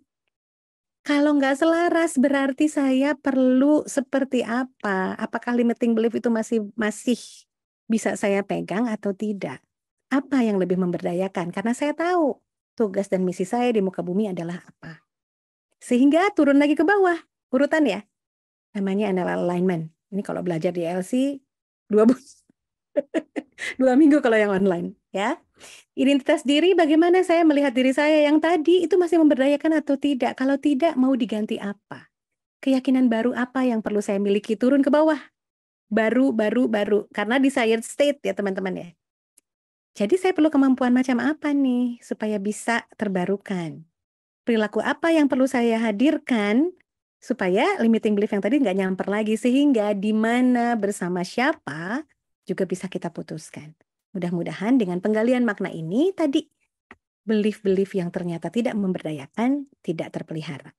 Oke, ini lihat ya urutannya dari lingkungan sampai spiritual. Nanti kalau udah dapet jawabannya, apa sih yang menghalangi? Oh, nggak selaras sama misi hidup saya, baru balik ke bawah. Spiritual, ke identitas, keyakinan gitu ya. Ini disebutnya sebagai neurological level atau lapisan pikiran. Nah, tentu saja teman-teman, ini waktu saya tinggal 2 menit 24 detik. Ketika kita punya satu sesi, Yuk disiapkan. Kita lakukan muhasabah diri. Tadi ya. NLP change modelnya, apa yang perlu kita framing, apa yang perlu kita ubah. Karena kita ingin melihat diri kita sebagai apa. Boleh tahunan, boleh bulanan. Ini saya bikin yang tahunan dulu ya. Tapi saya kelamaan, saya mau 6 bulan aja, silahkan. Saya mau 2 minggu, saya mau hari ini, silahkan. Lebih cepat lebih baik. Tapi kan kadang-kadang kita butuh target yang panjangnya dulu ya. 1 tahun dari sekarang, tanggal berapa, bulan berapa, tahun berapa, ketika Anda diizinkan oleh Allah menjadi pribadi yang jauh lebih baik, perilaku berbeda apa yang ingin Anda dan orang lain lihat? Kalimat apa yang ingin bisa kita dengar dari diri sendiri dan orang lain pada saat itu sudah tercapai? Kemudian, apa sih yang akan dirasakan kalau itu sudah tercapai? Orang lain juga bisa merasakan apa? Silakan. Selalu ya. Pikir, lihat, dengar, rasakan. Silahkan direncanakan teman-teman. Dan lakukan 3 hal pada saat melakukan muhasabah ini. Koreksi diri kita sendiri tentang apa yang sudah pernah kita lakukan, apa yang sedang dilakukan, dan apa yang akan kita lakukan. Di ilmu manajerial kita punya yang namanya SSC ya. Start, Stop, Continue. Apa hal yang belum pernah saya lakukan tapi rasanya bagus, silahkan start. Apa yang selama ini dilakukan tapi kok nggak bagus, ya di stop. Apa yang sudah bagus dan kayaknya kalau dilakukan terus-menerus itu akan menjadi oke. Sekian dari saya. Saya kembalikan kepada Pak Soleh. Silakan Pak Soleh. Alhamdulillah. Masya Allah, baik. Terima kasih, Dr. Ruta Anggrawati MPD. Sangat, saya juga jadi, oh iya ya. Ternyata kita bisa mereframing, ternyata Allah itu memberikan tools yang sangat hebat, yaitu pikiran kita untuk bagaimana caranya supaya kita itu terus berubah gitu ya. Jangan terlalu melihat masa lalu, kita perbaiki dari sekarang. Kalau katanya jangan terus lihat spion katanya mungkin ya berita. Ya, seperti itu, Masya Allah. Baik, mangga Bapak Ibu, apabila ada pertanyaan, mungkin tadi karena saking asyiknya gitu ya mendengarkan, oh iya ya seperti itu ya, sehingga baru sekarang nih kami berikan kesempatan untuk Bapak Ibu apabila ada pertanyaan atau mungkin mau menyampaikan pendapat dan lain sebagainya, silahkan kami persilahkan. Kami berikan waktu untuk bertanya dan memberikan pendapat atau mungkin curhat dan lain sebagainya gitu ya. Jadi kayak Mama Ded. mumpung gitu ya, dengan pemateri yang sangat hebat. Ini soalnya tadi ada yang udah belajar nih Pak Soleh. Yuk silahkan lo berbagi boleh. Iya, betul. Boleh berbagi dan atau coba cari dari yang kota-kota jauh Pak Soleh. Sudah jauh-jauh hadir barangkali mau sharing, silahkan gitu Pak Soleh, silahkan diundang saja nih yang jauh-jauh. Iya, mangga. Mana nih yang paling jauh Pak Soleh? Mari kita cari. Ada mana nih? Makassar, ada Medan, ada Duri. Ada Duri itu Riau ya. Ada mana lagi nih? Yang dekat juga boleh loh. Ada Semarang. Ada di kolom chat Bu Rita. Oke. Bagaimana kalau kita punya perasaan sudah melakukan yang terbaik, namun pada kenyataannya salah menurut orang lain? Apa yang harus pertama kali kita lakukan? Oke. Yang pertama kali harus kita lakukan adalah tarik nafas dulu ya. Kita break state kalau di NLP, mengambil jeda, kita mendisosiasi. Jangan terlalu asosiasi itu terlalu melekatkan diri kita, itu ya, melekatan diri itu yang berbahaya. Sehingga akhirnya nanti jadinya jatuhnya baper gitu ya. Tapi kita break state, terima dulu. Nih saya sebetulnya ada slide-nya sebentar ya Pak. Ini sebetulnya tadinya teaser, tadinya mau saya taruh di paling belakang. Cuman karena sudah ada yang bertanya, saya izin share screen sebentar. Sebentar. Mudah-mudahan terlihat ya Pak Soleh. Ini ada share screen Terlihat. sedikit. Ini ininya ya, teasernya. Jadi buat Ibu Susi ini yang sedang bertanya, Masya Allah ya, terima dulu. Jadi apapun itu kita perlu accept ya. Jadi acceptance itu sebetulnya, jadi kalau ada yang lihat status WhatsApp saya bilang ada acceptance is the foundation of tranquility gitu ya. Penerimaan itu adalah basic atau fondasi kita untuk merasa tenang dan nyaman. Jadi kita terima dulu, jangan langsung kita sabotase gitu. Jangan kita langsung mencoba untuk mencari pembelaan diri karena kadang-kadang bukan pembelaan diri sebetulnya yang diperlukan gitu. Kenapa? Karena ini pemahamannya nih Bu Susi ya. Tadi setiap orang itu akan belajar melalui panca inderanya masing-masing karena gambarnya tuh begini. Tadi yang kita bahas karena memang baru sampai tahapan awal kita mereframe diri kita sendiri, kita itu punya satu pola gitu ya. Bapak Ibu, teman-teman sekalian, kita punya internal representasi kita sendiri, ada external representation kita sendiri, kita punya distorsi, delesi, generalisasi kita sendiri. Sehingga kadang-kadang kita lupa bahwa orang lain, siapapun ya, mau ada hubungan darah, kalau di kelas saya biasanya saya sebutkan, ya namanya orang lain. Mau suami pun itu jadi orang lain dalam konteks pikiran ya. Kenapa? Karena kita tidak pegang remote dia. Tapi kan sudah puluhan tahun kita kenal menikahnya gitu. Jangan baper ya, puluhan tahun juga kan kita punya pikiran kita masing-masing, pengalaman kita masing-masing gitu. Jadi ini sebetulnya ilmu anti baper di mana ketika kita tahu bahwa ini ya presuposisinya, asumsi di NLP yang selanjutnya. Udah banyak nih hari ini ya. Padahal mintanya reframing aja. Makna komunikasi itu based on the response that you get. Makna komunikasi itu didapatkan dari apa? Bukan dari yang kita niatkan. Saya niatnya baik kok, bukan. Tapi dari respon gitu ya. Itu juga bisa tuh, setengahnya niat baik itu udah luar biasa. Tapi kemudian kan ada cara tuh teman-teman ya. Ada caranya, ada adabnya, ada ini pemahaman bahwa the map is not the territory tadi gitu. Bahwa rekan kita yang jadi teman bicara kita jangan kawan ya. Jangan lawan ya. Kalau lawan tuh bawaannya mau musuhan gitu. Rekan bicara kita itu punya petanya sendiri. Sehingga kalau ternyata tadi kalau ceritanya Bu Susi kan, saya coba juga nih sini ya. Saya tuh katanya mana tadi Bu Susi? Oke, sudah melakukan yang terbaik. Peta kita, ingat ya, semua orang itu sudah melakukan yang terbaik. Tadi ada asumsinya ya. Berdasarkan apa resources yang kita punya. Tapi orang lain punya peta yang lain. Jadi gimana? Pahami dulu. Terima dulu. Oh, mungkin ada yang kurang. Apa itu? Komunikasi. Karena kita tidak mungkin meraba-raba. Nanti bab komunikasi, teman-teman ikut aja kelas NLP ya. Karena panjang. Tapi maksudnya adalah maksudnya adalah kita perlu memahami bahwa orang lain ini punya petanya. Pada kenyataannya masih salah aja kata orang lain. Ya karena mungkin dia punya petanya sendiri. Jadi terima dulu, maafkan dulu, ikhlaskan dulu. Kita cek ulang ke dalam diri, reframing. Cek lagi. Salah nggak sih? Dah kata saya mah ini teh udah oke. Coba. Ada yang namanya di NLP perceptual position. Masuk lagi teknik ini ya. Ini kelas NLP coach nih belajarnya ya.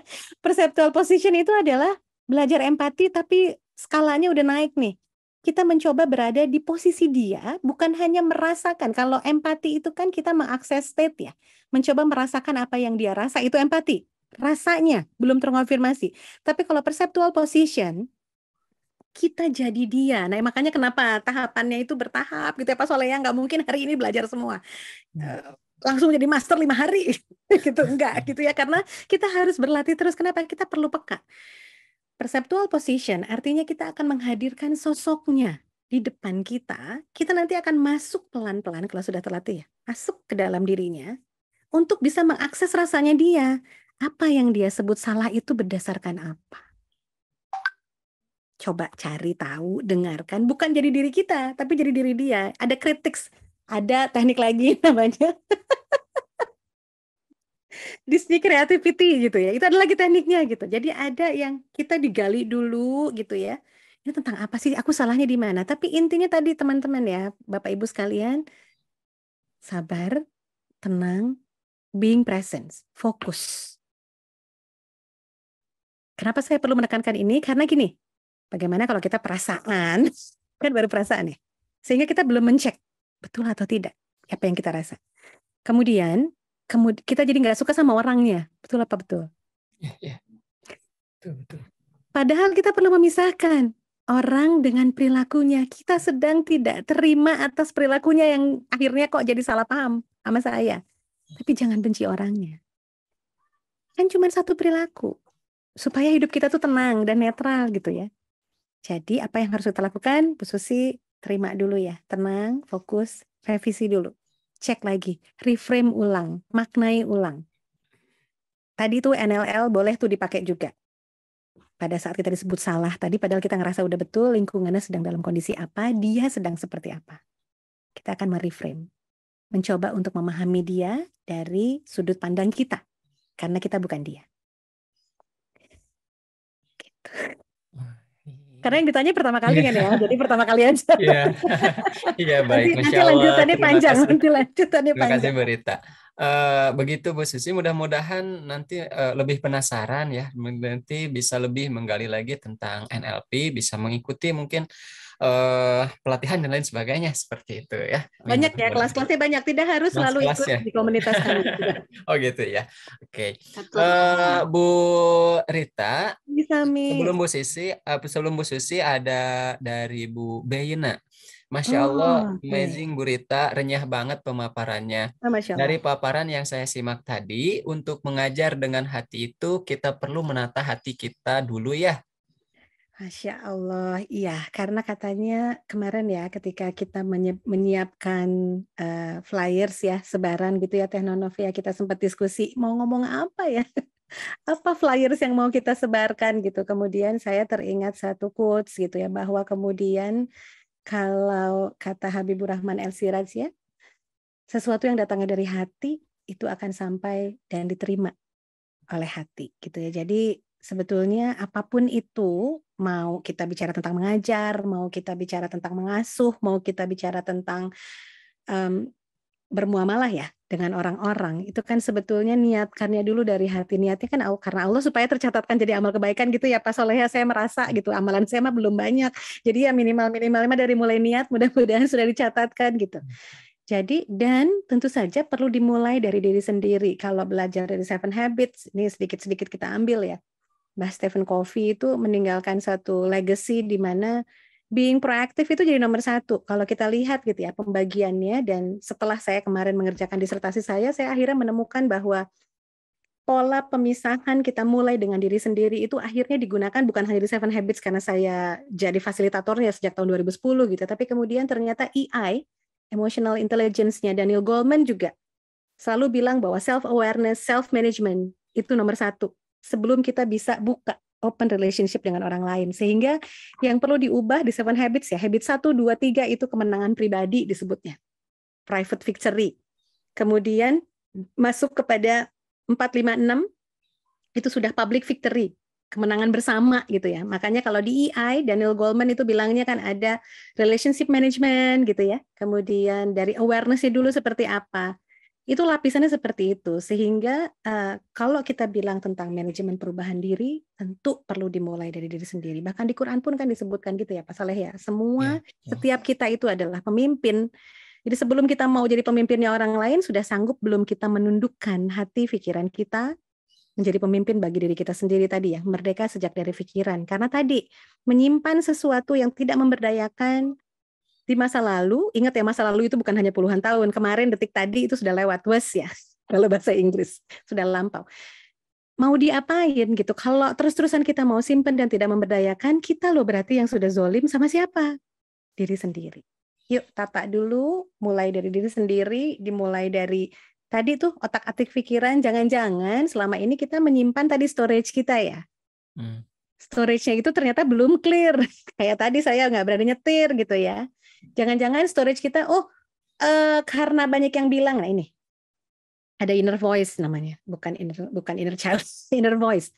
Berkali-kali disebutkan bahwa Bu Rita mah galak gitu ya, terus kedengeran, dan kita tidak berusaha untuk menimpali di pikiran kita, sehingga kita membentuk diri kita, ya udahlah nggak apa-apa, orang memang udah disebut galak ya galak aja. Nah, pernah nggak kayak gitu?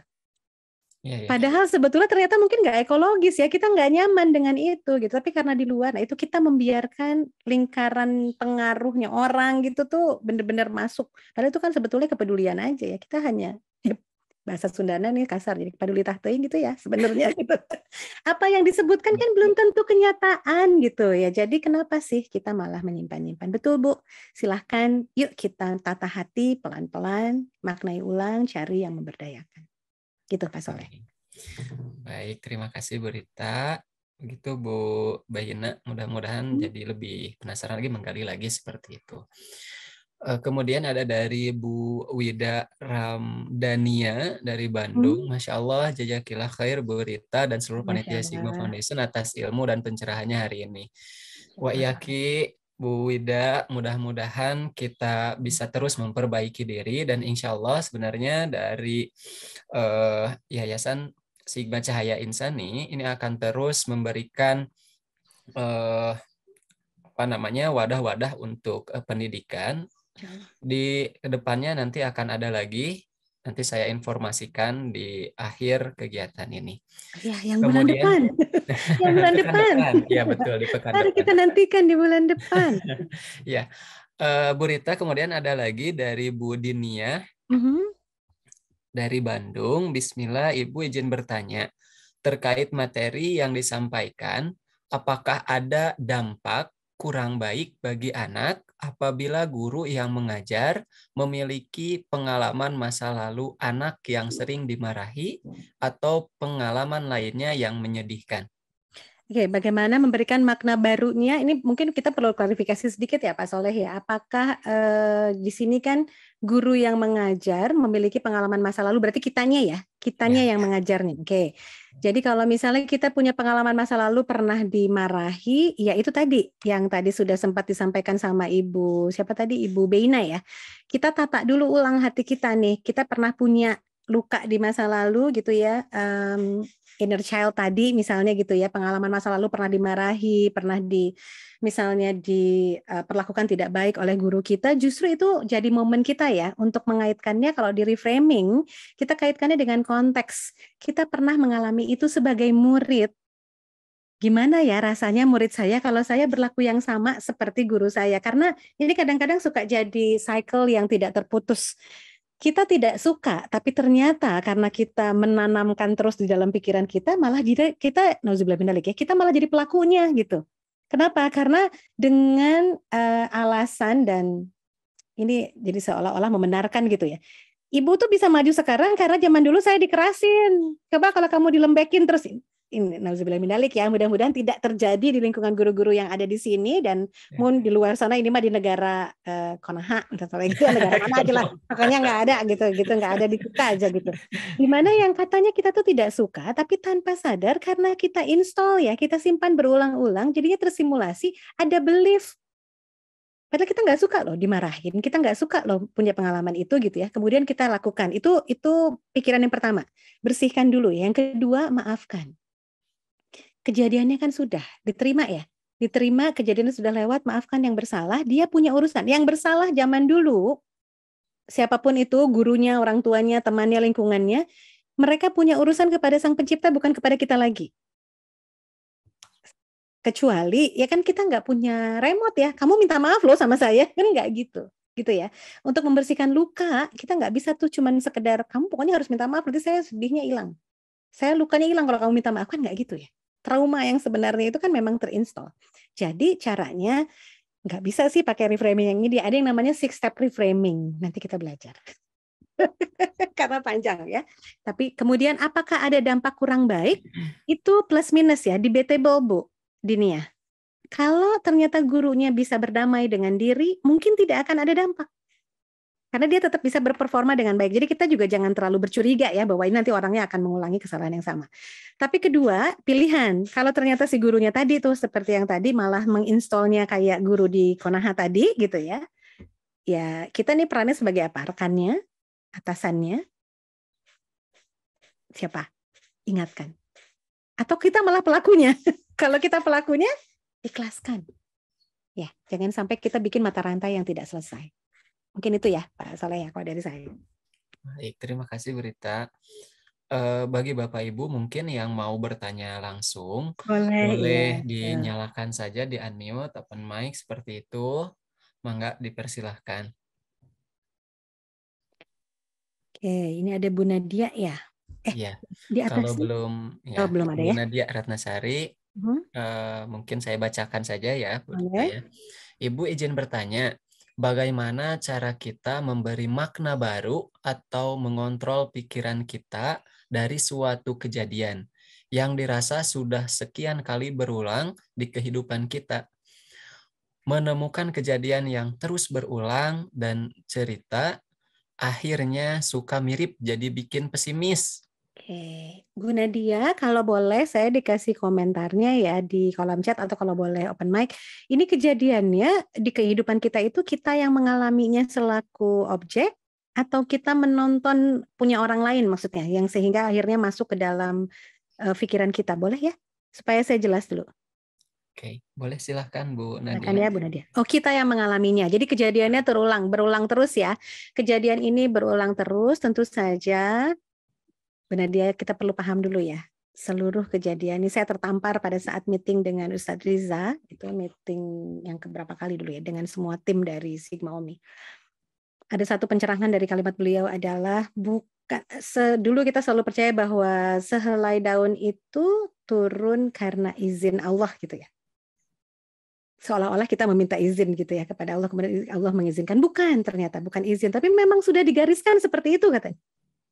Memang takdirnya dia akan jatuh, memang takdirnya kita akan berada di kondisi itu gitu. Jadi kalau misalnya tadi, ini insya Allah ya, subhanallah ya, kalau misalnya memang Bu Nadia mengalami hal yang tidak mengenakan ini selama berulang-ulang, ingat dulu bahwa Allah tentu saja tidak akan menimpakan sesuatu itu di luar kemampuan kita. Itu yang pertama harus kita yakini dulu. Kemudian yang kedua, diterima dulu Bu Nadia, terima dulu kondisinya, sadari keberadaannya. Ini tentang apa? Maknai. Apakah kita pelaku? Apakah kita korban? Kalau kita korban, kita cek dulu. Selama ini kita ngapain aja, sehingga kok kayaknya ngalamin hal ini terus-terusan. Kalau sudah sadar, oh aku tuh biasanya ngalamin ini kalau sedang A, B, C, D. Gitu ya. Yuk kita framing ulang. Bukan di frame kejadiannya ya, tapi di frame konteksnya. Apa yang belum pernah justru kita lakukan kalau ada kondisi seperti ini supaya nggak kejadian lagi. Saya nggak tahu kejadian apa yang menimpa kepada Bu Nadia dan tidak perlu juga diceritakan. Saya kasih contoh yang real saja, misalnya anak-anak jadi korban bullying. Itu aja ya. Misal, ada satu anak dibully di satu lingkungan kecilnya. Pindah ke tempat lain dibully lagi. Pindah ke tempat lain dibully lagi. Datang ke saya untuk di coach ya. Jadi ada life coach, kita coba cek seperti apa kondisinya. Ternyata kalau ditelaah, dari ketiga kejadian ini di tempat yang berbeda-beda, dengan waktu yang berbeda-beda, dia selalu mengalami hal yang sama. Ternyata karena dia selalu merespon yang sama. Setiap dibully, dia diam dan menangis. Diam aja udah. Narik diri. Ini hanya contoh kecil ya. Sehingga akhirnya para bulliers, pembulinya, merasa nyaman karena sasaran empuk. Orang diam aja. Sehingga akhirnya kita kasih tuh dulu penanganannya pertama itu ya, penerimaan dulu, acceptance, terima atau tidak, kemudian kita bangkitkan self defense-nya. Karena kita juga perlu membela diri kita sendiri. Being netral gitu ya, menjadi netral, menjadi nyaman dan berdaya itu bukan berarti kita mengizinkan hal-hal buruk selalu terjadi kepada diri kita.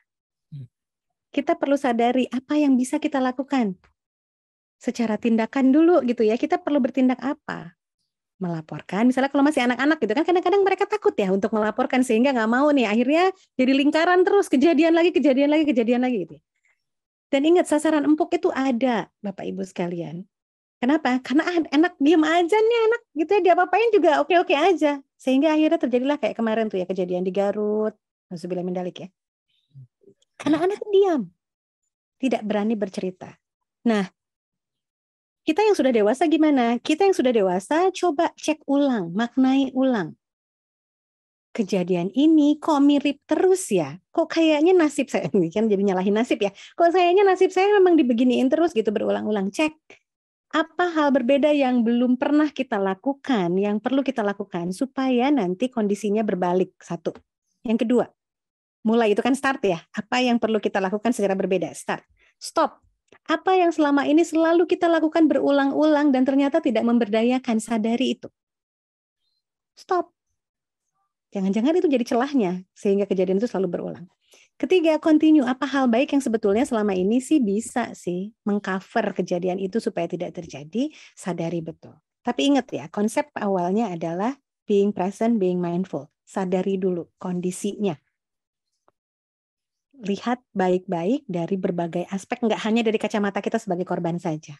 Karena ingat teman-teman, Bapak Ibu sekalian, menjadi korban itu kan berarti kita tidak aktif ya, pasif.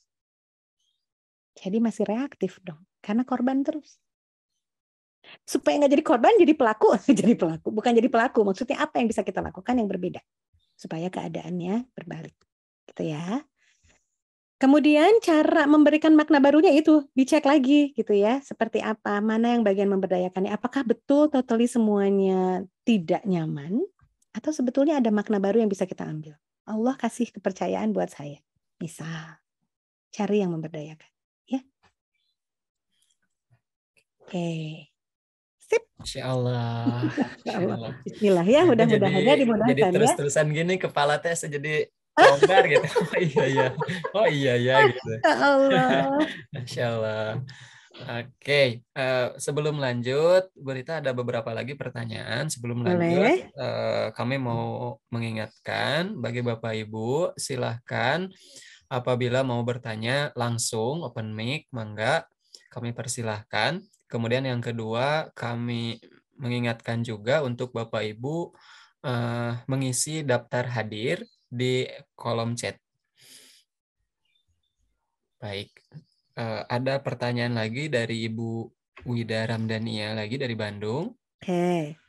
Izin bertanya Bu Rita, bagaimana langkah-langkah atau apa saja yang perlu kami siapkan pertama kali ketika kita ingin mempraktikkan NLP dalam kegiatan mengajar? Oke, tentu saja ya, kalau kita ingin praktek NLP, being present itu syarat nomor 1. Being present itu artinya mindful ya, sadar kondisinya saat ini, bukan kemarin, bukan dulu, saat ini. Jadi kita betul-betul be here in the now. Hadir utuh menyeluruh itu tahapan pertama. Sebelum nanti kita ngomongin teknik-teknik tadi ya. Jadi tekniknya yang pertama tentu saja being present. Kemudian kalau mau tadi reframing atas kejadian yang sudah lewat, kita kasih bingkai makna. Kejadian yang sedang terjadi, kita kasih bingkai makna. Ada lagi sebetulnya kalau mau belajar lagi gitu ya, sebetulnya ada yang namanya Circle of Excellence. Ini tekniknya sederhana gitu, sama ya seperti framing, tapi Circle of Excellence itu kita sudah membayangkan tadi tuh yang NLP Change Model ya. Circle of Excellence itu kita memposisikan diri, kan selama ini yang namanya limiting belief itu karena kita berpikir yang jeleknya dulu.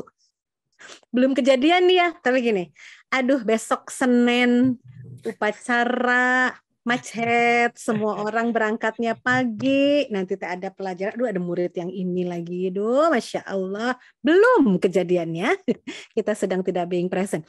Kita circle of disaster kan diri, circle of disaster itu bahasa saya sendiri ya, jadi itu kondisi yang disaster, tapi kita bayang-bayangin ini seolah-olah udah kejadian, sehingga kitanya gemes gitu ya, bawaannya mending kalau gemes mah lucu. Bawaannya jadi bete gitu kan ya. Aduh, mau menghadapi besok itu jadi nggak nyampe gitu karena udah males. Kalau yang namanya Circle of Excellence justru kita hadirkan kondisi terbaik yang pernah kita alami kalau pernah. Kalau belum pernah berarti apa? Masa depan ya, bayangin kayak apa sih gitu. Atau pengalamannya orang sekolah yang menyenangkan itu seperti apa sih, itu bayangkan, visualisasikan dalam satu lingkaran. Ini belajarnya modul 1 nih, Circle of Excellence. BNO ya, itu ya. Ada lingkaran gitu, kita masuk ke dalamnya, tapi bayangkan dulu, jelas dulu di situ ya, situasi seperti apa, bertemu dengan siapa, suaranya, segala macamnya. Jelas dulu divisualisasikan, ada auditorinya. Kemudian kalau sudah sangat jelas, kita masuk ke dalam lingkaran itu. Posisikan bahwa kita sudah berada di situ. Rasakan suaranya, tadi ya kondisinya semenyenangkan apa, sampai penuh rasa di hati itu hangat. Kebalikannya yang tadi ya. Kalau tadi kan kalau mikirin yang jelek-jelek gimana rasanya? Nah, hangat dulu. Nah, kalau sudah cukup, kita tahan, bikin anchor namanya ya. Kita tahan, teknik lagi. Ya Allah, alhamdulillah ya, menang banyak ini memang. Belajar hari ini. Padahal kita mau reframing aja, baik. Kemudian bikin anchor, keluar. Keluar, rasakan ya. Kalau masih kurang, ulangin lagi gitu. Pokoknya kita perbesar, kita amplifikasi justru yang memberdayakan. Saya nggak bilang positif atau negatif ya. Karena kan itu bergantung konteks. Kadang sesuatu yang disebut negatif untuk orang lain memberdayakan ya supaya nggak sombong, turun-turunin sedikit rasa bangganya gitu kan berarti bukan negatif ya, tapi kemudian pilih yang memberdayakan. Simpan tadi tuh pikiran yang memang tadi, oh besok saya akan bertemu dengan siapa, menyenangkan sekali. Kalaupun tidak terjadi, Bapak Ibu, teman-teman sekalian, kita udah sempat bahagia dulu gitu ya. Kan sempat bahagia nih hari ininya gitu, malam ininya, pagi ininya. Coba kebayang kalau kita di circle of disaster ya.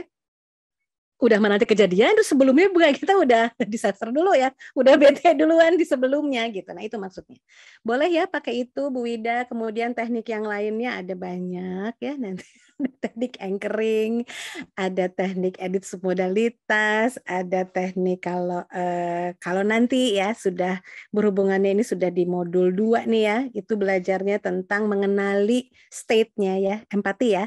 Kita akses state, ada rasa tersambung, ada teknik menjernihkan pikiran, banyak banget. Kemudian ada juga nanti kita mengenali metaprogramnya. Metaprogram itu apakah anak ini menjauhi, mendekati, bisa diancam atau justru dikasih reward gitu ya. Kita pahami dulu dari pola bahasa yang dia pakai gitu. Kemudian nanti ada juga yang namanya metamodel. Kalau metamodel udah lebih kompleks lagi. Kalau dia ngomong, cara jawabnya gimana supaya nanti terpatahkan tuh hal-hal negasinya gitu ya.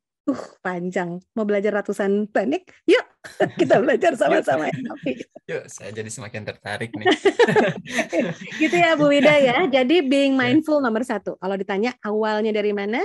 Being mindful. Makanya kan di Sigma, kayaknya di semua ya, di Syamil ya, di SBM, di Sigma Cahaya Insani, kita ada pembiasaan pagi-pagi ya, nggak cuma guru, tapi siswa juga gitu kan. Bagaimana kita justru grounding, kalau bahasa di NLP-nya grounding, kalau di kitanya kan sebetulnya lagi tafakar dulu ya, pembiasaan itu sholat dulu, supaya apa, kita bersatu sama bumi itu ya, sebetulnya sama Allah teh, udah tenang dulu, adem dulu, nggak buru-buru, kecuali yang terlambat, yang terlambat jadi buru-buru gitu ya, jadi tepat waktu, kemudian bisa melalui semua proses tahapannya dengan senang. Gitu Bu Wida, Pak Soleh. Iya, terima kasih Bu Rita, Masya Allah. Ini Masya pertanyaan Allah. dari Bu Wida juga sangat keren sekali. Ya, mudah-mudahan kita bisa menjadi guru yang baik, mengajar dengan baik, dengan hati kita, dan insya Allah akan menghasilkan siswa-siswa yang baik juga. Ada ucapan terima kasih juga yang kedua kalinya dari Ibu Beina. Terima kasih Bu Rita dan teman-teman. Semoga senantiasa dimampukan untuk saling menginspirasi. Amin. Masya Allah. Amin, Masya Allah. Iya. Udah, Pak Didi itu, ada Bu Rifa ya? Siapa Dari ya? Bu Rifa. Masya Allah Bu Rita. Jazakumullah. Masya Allah. Selalu dapat insight. Amin. Semoga selalu sehat lahir batin sehingga Amin, bisa amin. selalu mendebar manfaat dan insight. Amin, Insya Allah. Amin, amin, amin. Ada pertanyaan dari Pak Didi Kusmayadi. Okay. Jadi untuk punya pikiran tenang itu sederhana ya Bu Rita, cukup ikhlas saja. Ya, aduh, nah ini tergantung konteks ya. Kalau udah belajar NLP kita akan bicara tentang konteks. Kalau kita bilang sederhana, itu hanya rumah makan Padang sebetulnya gitu ya. Karena tidak pernah ada yang terlalu sederhana. Kalau kita sudah kupas ya, tadi yang NLL tadi, kalau teman-teman Bapak Ibu mau coba praktekkan dalam, karena NLL itu justru yang akan menggerakkan, ada nanti namanya teknik WFO gitu ya, well formed outcome, tujuan gitu ya, itu ada 18 langkah. Kemudian cara menselaraskannya yang tadi tuh teman-teman ya, NLP change model Bapak Ibu sekalian, itu sebetulnya ada yang namanya NLL tadi, itu bagaimana menselaraskan, kita tahu di per meaning-nya. Jadi kalau disebut sederhana, ikhlas ini 2021 saya juga sempat berpikir bahwa ikhlas itu adalah bahasan yang sederhana. Jadi pada saat itu komunitas NLP kami ada sesi di bulan Ramadan, kurma katanya gitu ya. Jadi kuliah di bulan Ramadan katanya, setiap fasilitator pengajar di NLPS diminta untuk membuat materi, ngasih materi menuju maghrib. Saat itu dimintanya bulan Februari Maret lah, sebelum April, sebelum bulan puasa, sebelum bulan Ramadan. Karena yang lain udah pada diambil, saya bilang udahlah ikhlas aja gitu. Kesannya tuh kayak yang simple ikhlas itu ya. Qadarullahnya Pak Soleh. Perjalanan menuju persiapan materinya itu kami diuji COVID sekeluarga. Dramanya panjang karena saya punya asma juga ya. Jadi COVID itu tidak sesederhana hari ini ya. Kalau hari ini kan udah pada divaksin. Jadi ya udah dianggap flu gitu ya. Lagi sakit apa COVID gitu. Bisa santai. Tahun lalu itu enggak kayak gitu ya. Sampai akhirnya qadarullah ayah saya juga meninggal karena jadi survivor COVID ya. Sudah selesai, saya ngasih materi tentang ikhlas. Saya gali materi ikhlas itu nanti betul sederhana menurut siapa. Karena ternyata tahapan menuju ikhlas itu jalurnya panjang sekali. Jadi ya tapi betul Pak Didi, kita punya pikiran tenang itu kita perlu ikhlas. Dan menuju ikhlas itu Bapak Ibu, ya jalannya tarik nafas sadar dan sabar ya, sabar yang banyak karena kita perlu tenang dulu. Ada tekniknya sebetulnya ya untuk nafas secara sadar, itu juga ada kelasnya khusus. Jadi bernafas secara sadar itu merasakan aliran, gak usah pakai kelas sih, rasakan saja aliran nafas yang mengalir ketika kita sedang bernafas. Itu biasanya mampu untuk memarkir sejenak, mengambil jeda ya, state pikiran-pikiran yang mengganjal di kepala kayaknya udah penuh gitu. Ketika nafas sadar, dirasakan nafasnya biasanya agak mulai terurai gitu. Karena jangan-jangan kita selama ini riweuh dan rudet itu karena tidak sadar kondisinya pingsan. Jadi nggak pingsan, hidup tapi nggak sadar. Jadi Masya Allah. Gitu ya Pak Didi, sederhana menurut siapa? Betul. Ya. Jadi semuanya mungkin perlu belajar ya. Dan bahkan ikhlas juga ya perlu kita belajar. Baik. Bapak Ibu, kami persilahkan kembali apabila Bapak Ibu mau open mic seperti itu, di unmute saja, diutarakan pertanyaannya, masih ada waktu, mungkin kami persilahkan sekira 1 atau 2 pertanyaan. Ini ada belajar itu. Gimana Pak? ada yang nitip pertanyaan ke saya Bu, tapi Masya Allah, Japri ya. Nah, ya, siap, boleh. Sebentar dulu. Oke, mungkin dari Bapak Ibu yang lain, mangga ada yang mau ditanyakan atau mungkin yang diceritakan seperti itu, silahkan. Itu yang Japri nggak jadi Pak? Jadi masih mengetik. Lagi typing. Baiklah. Ini. Sebentar, saya ini dulu. Saya Baik. Dengarkan dulu voice note. Oh, Masya Allah, pakai voice note luar biasa. Ini teman-teman yang dari luar kota, terima kasih banyak ya sudah meluangkan waktu. Ini saya tidak menyangka. Bang Leosi, sehat Bang? Ini Bapak dosen dari Medan. Iya Pak, di sini nyasar ya Bang? Alhamdulillah sehat. Alhamdulillah, Masya Allah. Bisa gabung lagi. Masya Allah. Dengerin Teteh ngomong luar biasa emang. Masya Allah. Itu kan sudah bosan dengerin saya cerewet, jangan gitu. Kalau nyampaikan materi kayaknya itu kalau denger berita kayaknya saya nggak bosan deh. Masya Allah, jangan gitu tuh. Coba nanti saya akan tanyakan pada anak saya yang ada di rumah ya. Jangan-jangan mereka mah nggak gitu, benar itu Pak Soleh. Benar. Jadi ada profesor aja. Seorang profesor aja dengerin cerita ngomong itu luar biasa katanya. Jangan dibawa-bawa. Itu mah di kampus. Ada bocoran dikit. Jadi memang kalau dengerin maparin materi cerita gitu kan, ya luar biasa sih. Jadi kita seketika itu bisa ini nih menarik kesimpulan ini bakal membuat perubahan gitu kan. Apalagi asik ya, jadi yang tadi Ibu bilang tadi kan. Langsung ikut katanya, Masya Allah. Jadi pengen ikut. Jangan suka bocorin lapak-lapak sebelah. Ini lapak kebanyakan memang. Jadi Masya Allah. Bentar nih. Ada ini tadi pertanyaannya. Jadi bisa menghipnotis kita jadi pengen ikutan gitu. Masya Allah, alhamdulillah. Silakan nanti dikontaknya bukan. Sangat tertarik. Gimana Pak Soleh? Gimana? Ya, ini tadi sudah terkirim pertanyaannya, tapi jadi ada kendala, jadi gak terdengar suaranya. Mungkin mangga Pak Tian langsung open mic saja. Atau jadi disebut namanya kata Pak Tian teh. Atau gimana disclaimer? Gak apa-apa lah. Gak apa-apa. Pak Tian mah ini dah Bu, keren soalnya dia. Ya Allah, ini teman satu grup saya ketika OJT ya Pak Tian. Oh masih ingat Bu ya, alhamdulillah. Ingat atuh. Dia panutan saya juga Bu ini. Waduh. Baik, Bu izin bertanya Bu ya. Boleh. Saya tertarik sama pemaparan Ibu. Terkait yang penanganan bullying ke anak-anak. Kan tadi Ibu bilang anak-anak itu harus diajarkan punya self defense-nya begitu ya. Ketika dia dibully, dia jangan sampai mau nerima gitu aja dibully. Nah, Saya juga pernah ya semacam menerapkan hal itu ke anak-anak, utamanya di SMP ya yang saya tangani gitu. Beberapa sih nggak banyak. Cuman saya pada akhirnya tuh bilangnya kayak gini, ini boleh atau enggak, sering menanyanya. Bilang, kalau ada yang ngebully kamu berhak marah supaya orang yang ngebully kamu itu tahu bahwa kamu tuh nggak suka dan dia mikir, ya di sana dulu ya. Dan dia mikir 2 kali gitu untuk ngebully kamu. Bahkan kalau ke anak yang lebih ekstrim, saya bilang kamu boleh kalau misalkan sampai akhirnya diajak berantem, kamu lawan balik, kata saya. Bilang kayak gitu. Nah itu boleh atau enggak? Karena kan memang si anak yang saya sebut barusan itu memang dia punya kecenderungan untuk ya secara itunya dia suka berantem mungkin kayak gitu ya.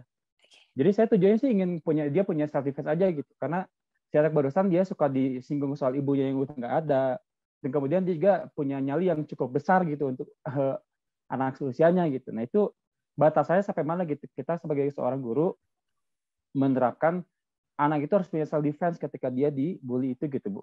Nah, apakah salah atau tidak yang saya lakukan tadi gitu. Terkait ke batasan, ya udah kamu boleh marah atau kamu boleh nyerang balik kalau misalkan kamu diserang secara terhadap apa yang kamu gak suka kayak gitu. Nuhun Ibu.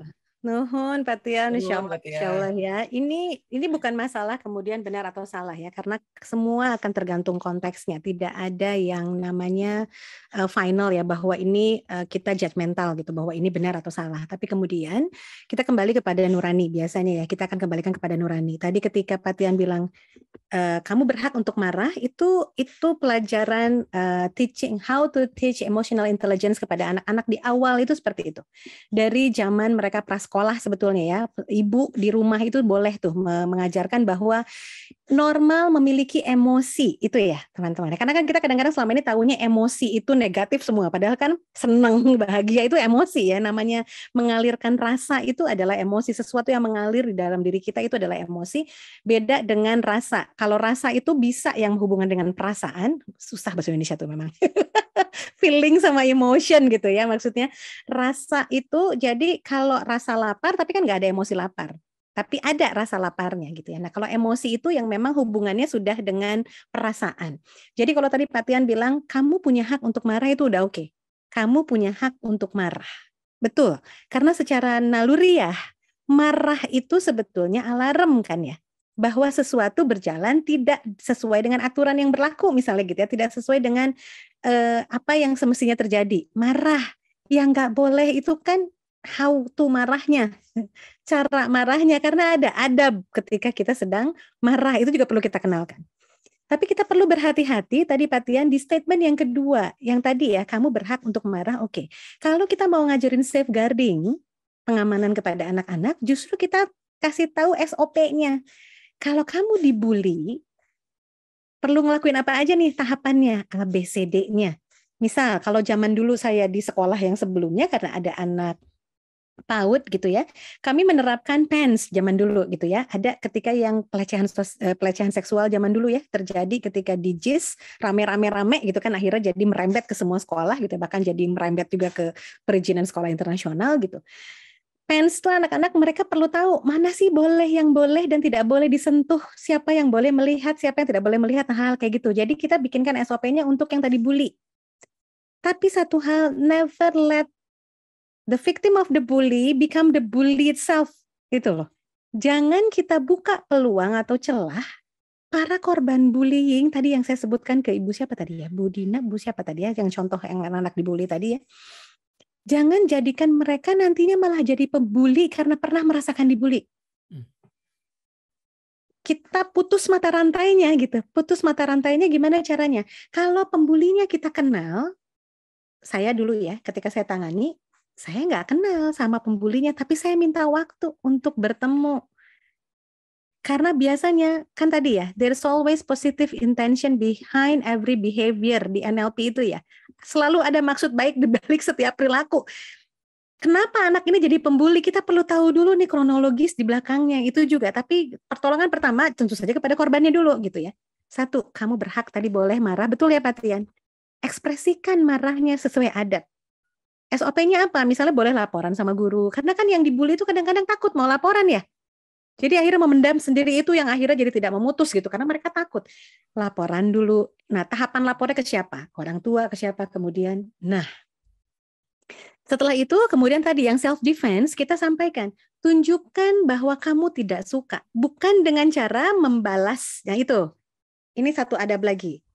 Kita tidak perlu menjadi orang yang sudah membuli kita atau merendahkan diri kita jadi satu level dengan dirinya karena kita bertindak hal yang sama gitu.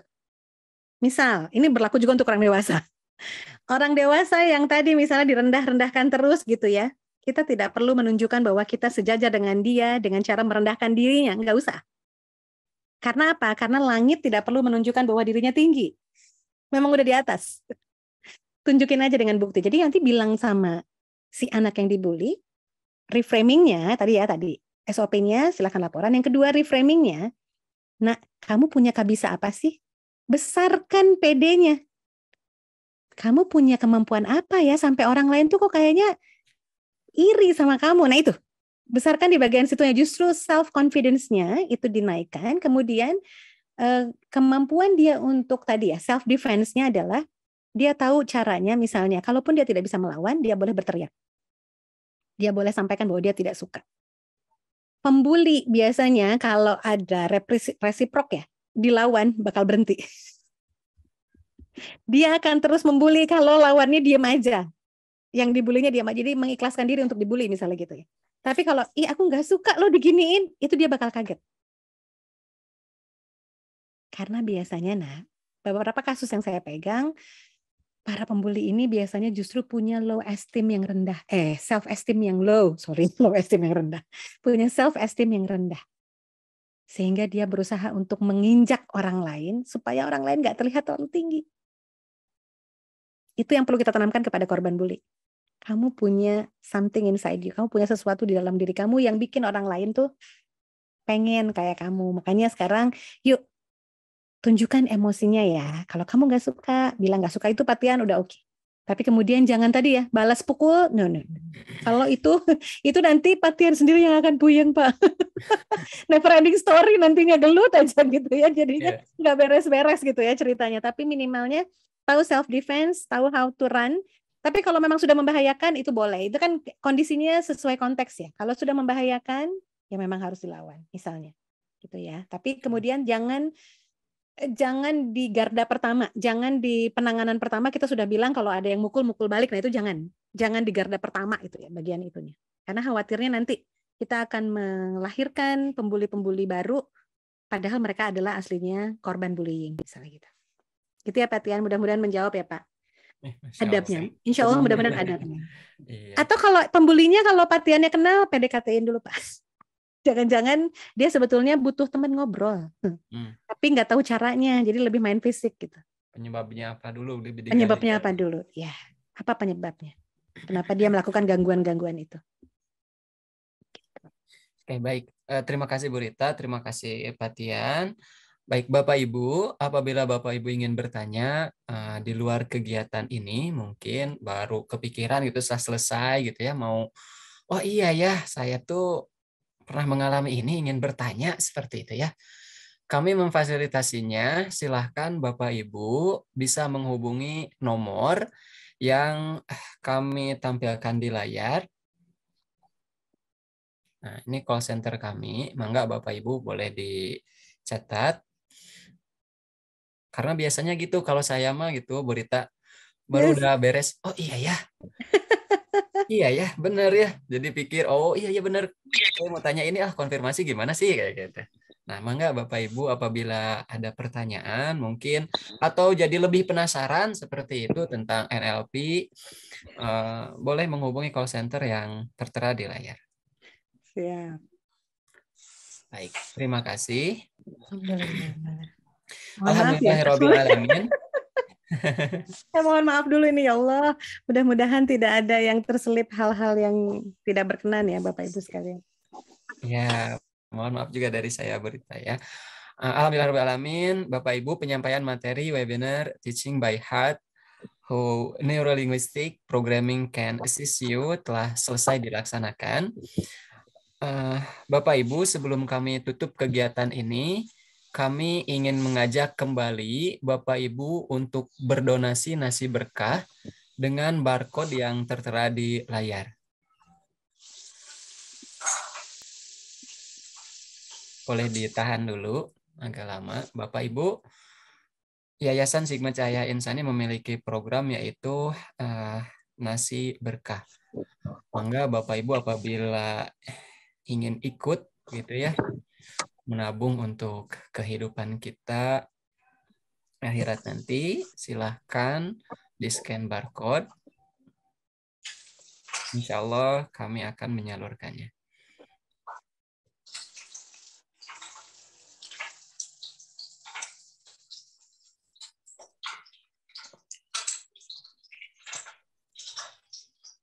Terima kasih Pak Gali. Bapak Ibu, apabila ingin mengikuti kegiatan webinar yang menarik lainnya dari Yayasan Sigma Cahaya Insani, Yayasan Sigma Cahaya Insani memfasilitasi dan akan melaksanakan webinar selanjutnya, yaitu webinar tentang World Mental Health Day. Insya Allah pematerinya dari Dr. Aisyah Dahlan, CHT, CMNLT. Jika ingin mendaftar, mangga Bapak Ibu silakan hubungi nomor call center yang ada di layar. Dan apabila Bapak Ibu ingin lebih update lagi, supaya lebih update lagi mendapatkan info-info menarik lainnya, Bapak Ibu bisa memfollow Instagram dan subscribe YouTube kami.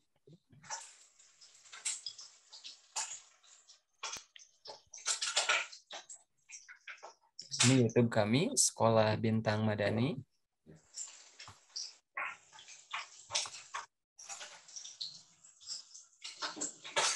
Dan di web sigmafoundation.org.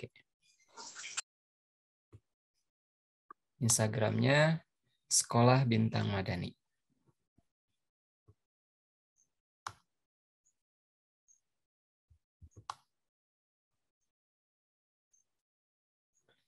Alhamdulillah Bapak Ibu, kegiatan webinar hari ini telah selesai dilaksanakan. Kami dari panitia webinar memohon maaf apabila ada salah-salah kata dan perilaku perbuatan. Bapak Ibu, mari kita tutup kegiatan ini dengan bacaan hamdalah bersama-sama. Alhamdulillahirrahmanirrahim. Bu Rita, mohon maaf kalau ada salah-salah kata. Terima kasih sudah menonton YouTube Sekolah Bintang Madani. Jangan lupa subscribe, komen, like, dan share ya.